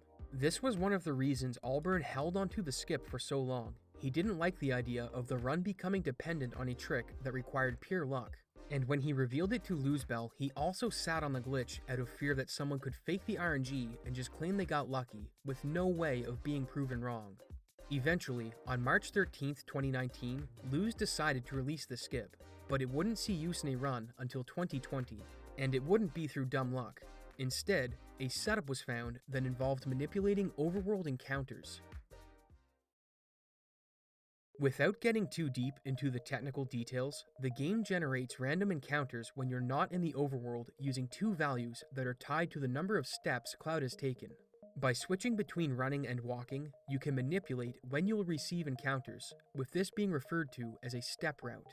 Overworld encounters are a bit different, as the in-game timer is involved with how they are determined, but it turns out that they can be manipulated despite this.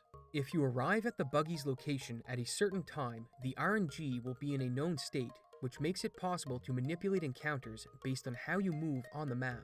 For this trick, there is one encounter you do need, and that's for a chocobo to appear so you can capture it and start the rest of the trick. Once you manipulate a chocobo being caught, you still need to maintain precise movement during and after the glitched buggy setup, as any encounter will remove the glitch. This took the luck aspect out of the skip and put the burden on the runner to stay on route while executing. If you deviated from the required path by a pixel, the entire glitch would fail, meaning you spent the last 2 hours getting to this point for nothing. Zeal would be the first person to route the skip into a run, setting a time of 7 hours, 7 minutes, and 40 seconds on September 8th, 2020, putting the run extremely close to the sub-7 time. This answered the question on if the skip would lose time to delaying picking up Death Sentence, as it only lost 7 minutes to the boss fights until you could learn it again later in the run, meaning it saved 10 minutes overall, since Cosmo Canyon takes 17 to complete. Things were moving fast in the run at this point. Players were frustrated that the slightest deviation in their setup would end their run, so 3 community members, Ace Zephyr, Kuma, and Mitsuo, got to work on finding a setup that didn't require manipulation of overworld encounters. Since the trick was based on the in-game timer being at a certain value, what happened if you arrived early or late? In one Yeah, all deck, it's crazy. There's a lot of new, like there's practice mods, there's tools, there's tutorials and everything to learn speedrunning. When I started, there was like no tools and no tutorials to learn from. Just a run that someone has done, then you just learn from that. one case, you had to waste time waiting, and in the other, you've missed your window and have to reset anyway. So what if a setup was found that didn't depend on the glitched buggy? That's exactly what was discovered. It still needed precise movement, but it no longer required manipulating a chocobo battle. And getting an encounter didn't stop the new version from working either, as players get out of the buggy mid-run to acquire the enemy skill Big Guard. All that this trick demanded from the player was following a specific path to Cosmo Canyon so you can land on a particular pixel next to the trigger where the buggy would normally break down. Then, if you exit the vehicle and get back in, the game will recognize you as being past the trigger and allow you to proceed. This was huge for the run, as it eliminated the tedious RNG manipulation so you didn't have to worry about being late or early for the setup. You're probably wondering how much time this saved, and if it was enough to push the record below the sub-7 hour mark. And to answer that question, you'll have to stay tuned until I finish the Final Fantasy VII World Record progression. And if you want updates on that, be sure to support me on Patreon. Thanks for watching, and I hope to see you in the next video. That was a good video. The origins of the Gerudo have never been explained in That was a good video. Final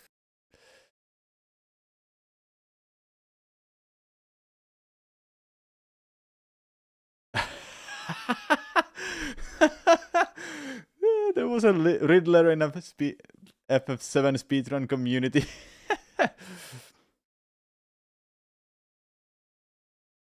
Yeah, this one I assume that he got it wrong. When Tifa has Power Soul on, it not only damages 8 times more with the critical HP, it's actually 4 times. Oh yeah, there's a Power Soul.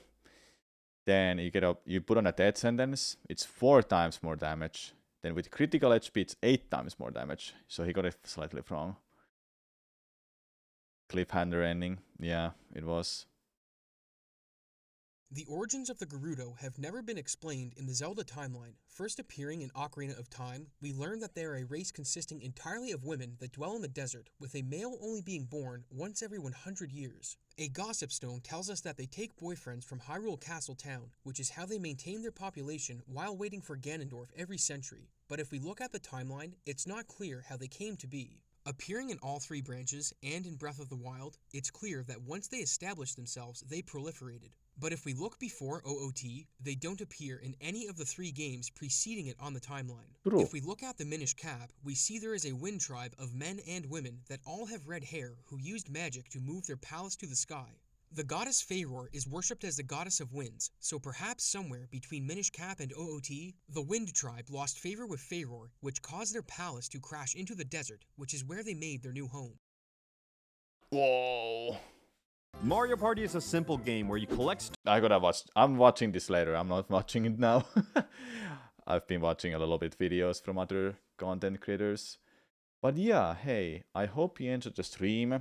I'll be done myself. Got a new personal best in Metroid Prime Remastered, and I still want to beat it. I want sub 150. If you enjoyed the stream, don't forget to follow so you know when I go online. Check out my YouTube channel in a couple hours. I'll be uploading a YouTube video there. And if you missed this stream, I will put it on our YouTube archive channel. And here's my socials overall. I'll want you someone to raid. Who do I raid you to? Anyone playing anything? Anyone playing Metroid in my following list?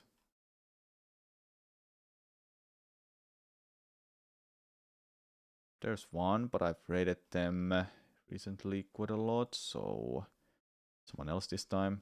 Okay, I'll have to find someone from categories. Hey, it looks like I'm playing Metroid Prime. Anyone else doing runs for this or something? Casual playthroughs, a lot. But any speedruns, please? I'm sure you wanna see speedruns, right? Nobody's doing anything. What about Super Metroid? There's always someone doing runs for that.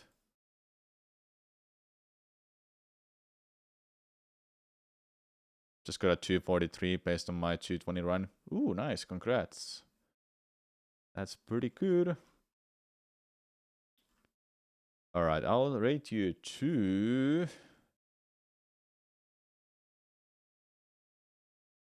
a person named Tiny. They are doing a Super Metroid speedrun. Oh, they just died. Okay, I'll rate some...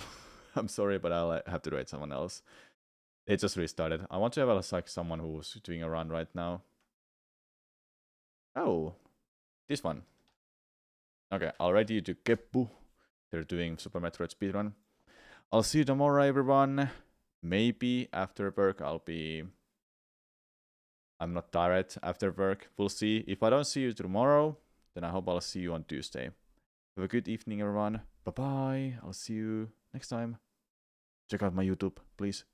I'm close to 20,000 subs, by the way. We'll have to reach that.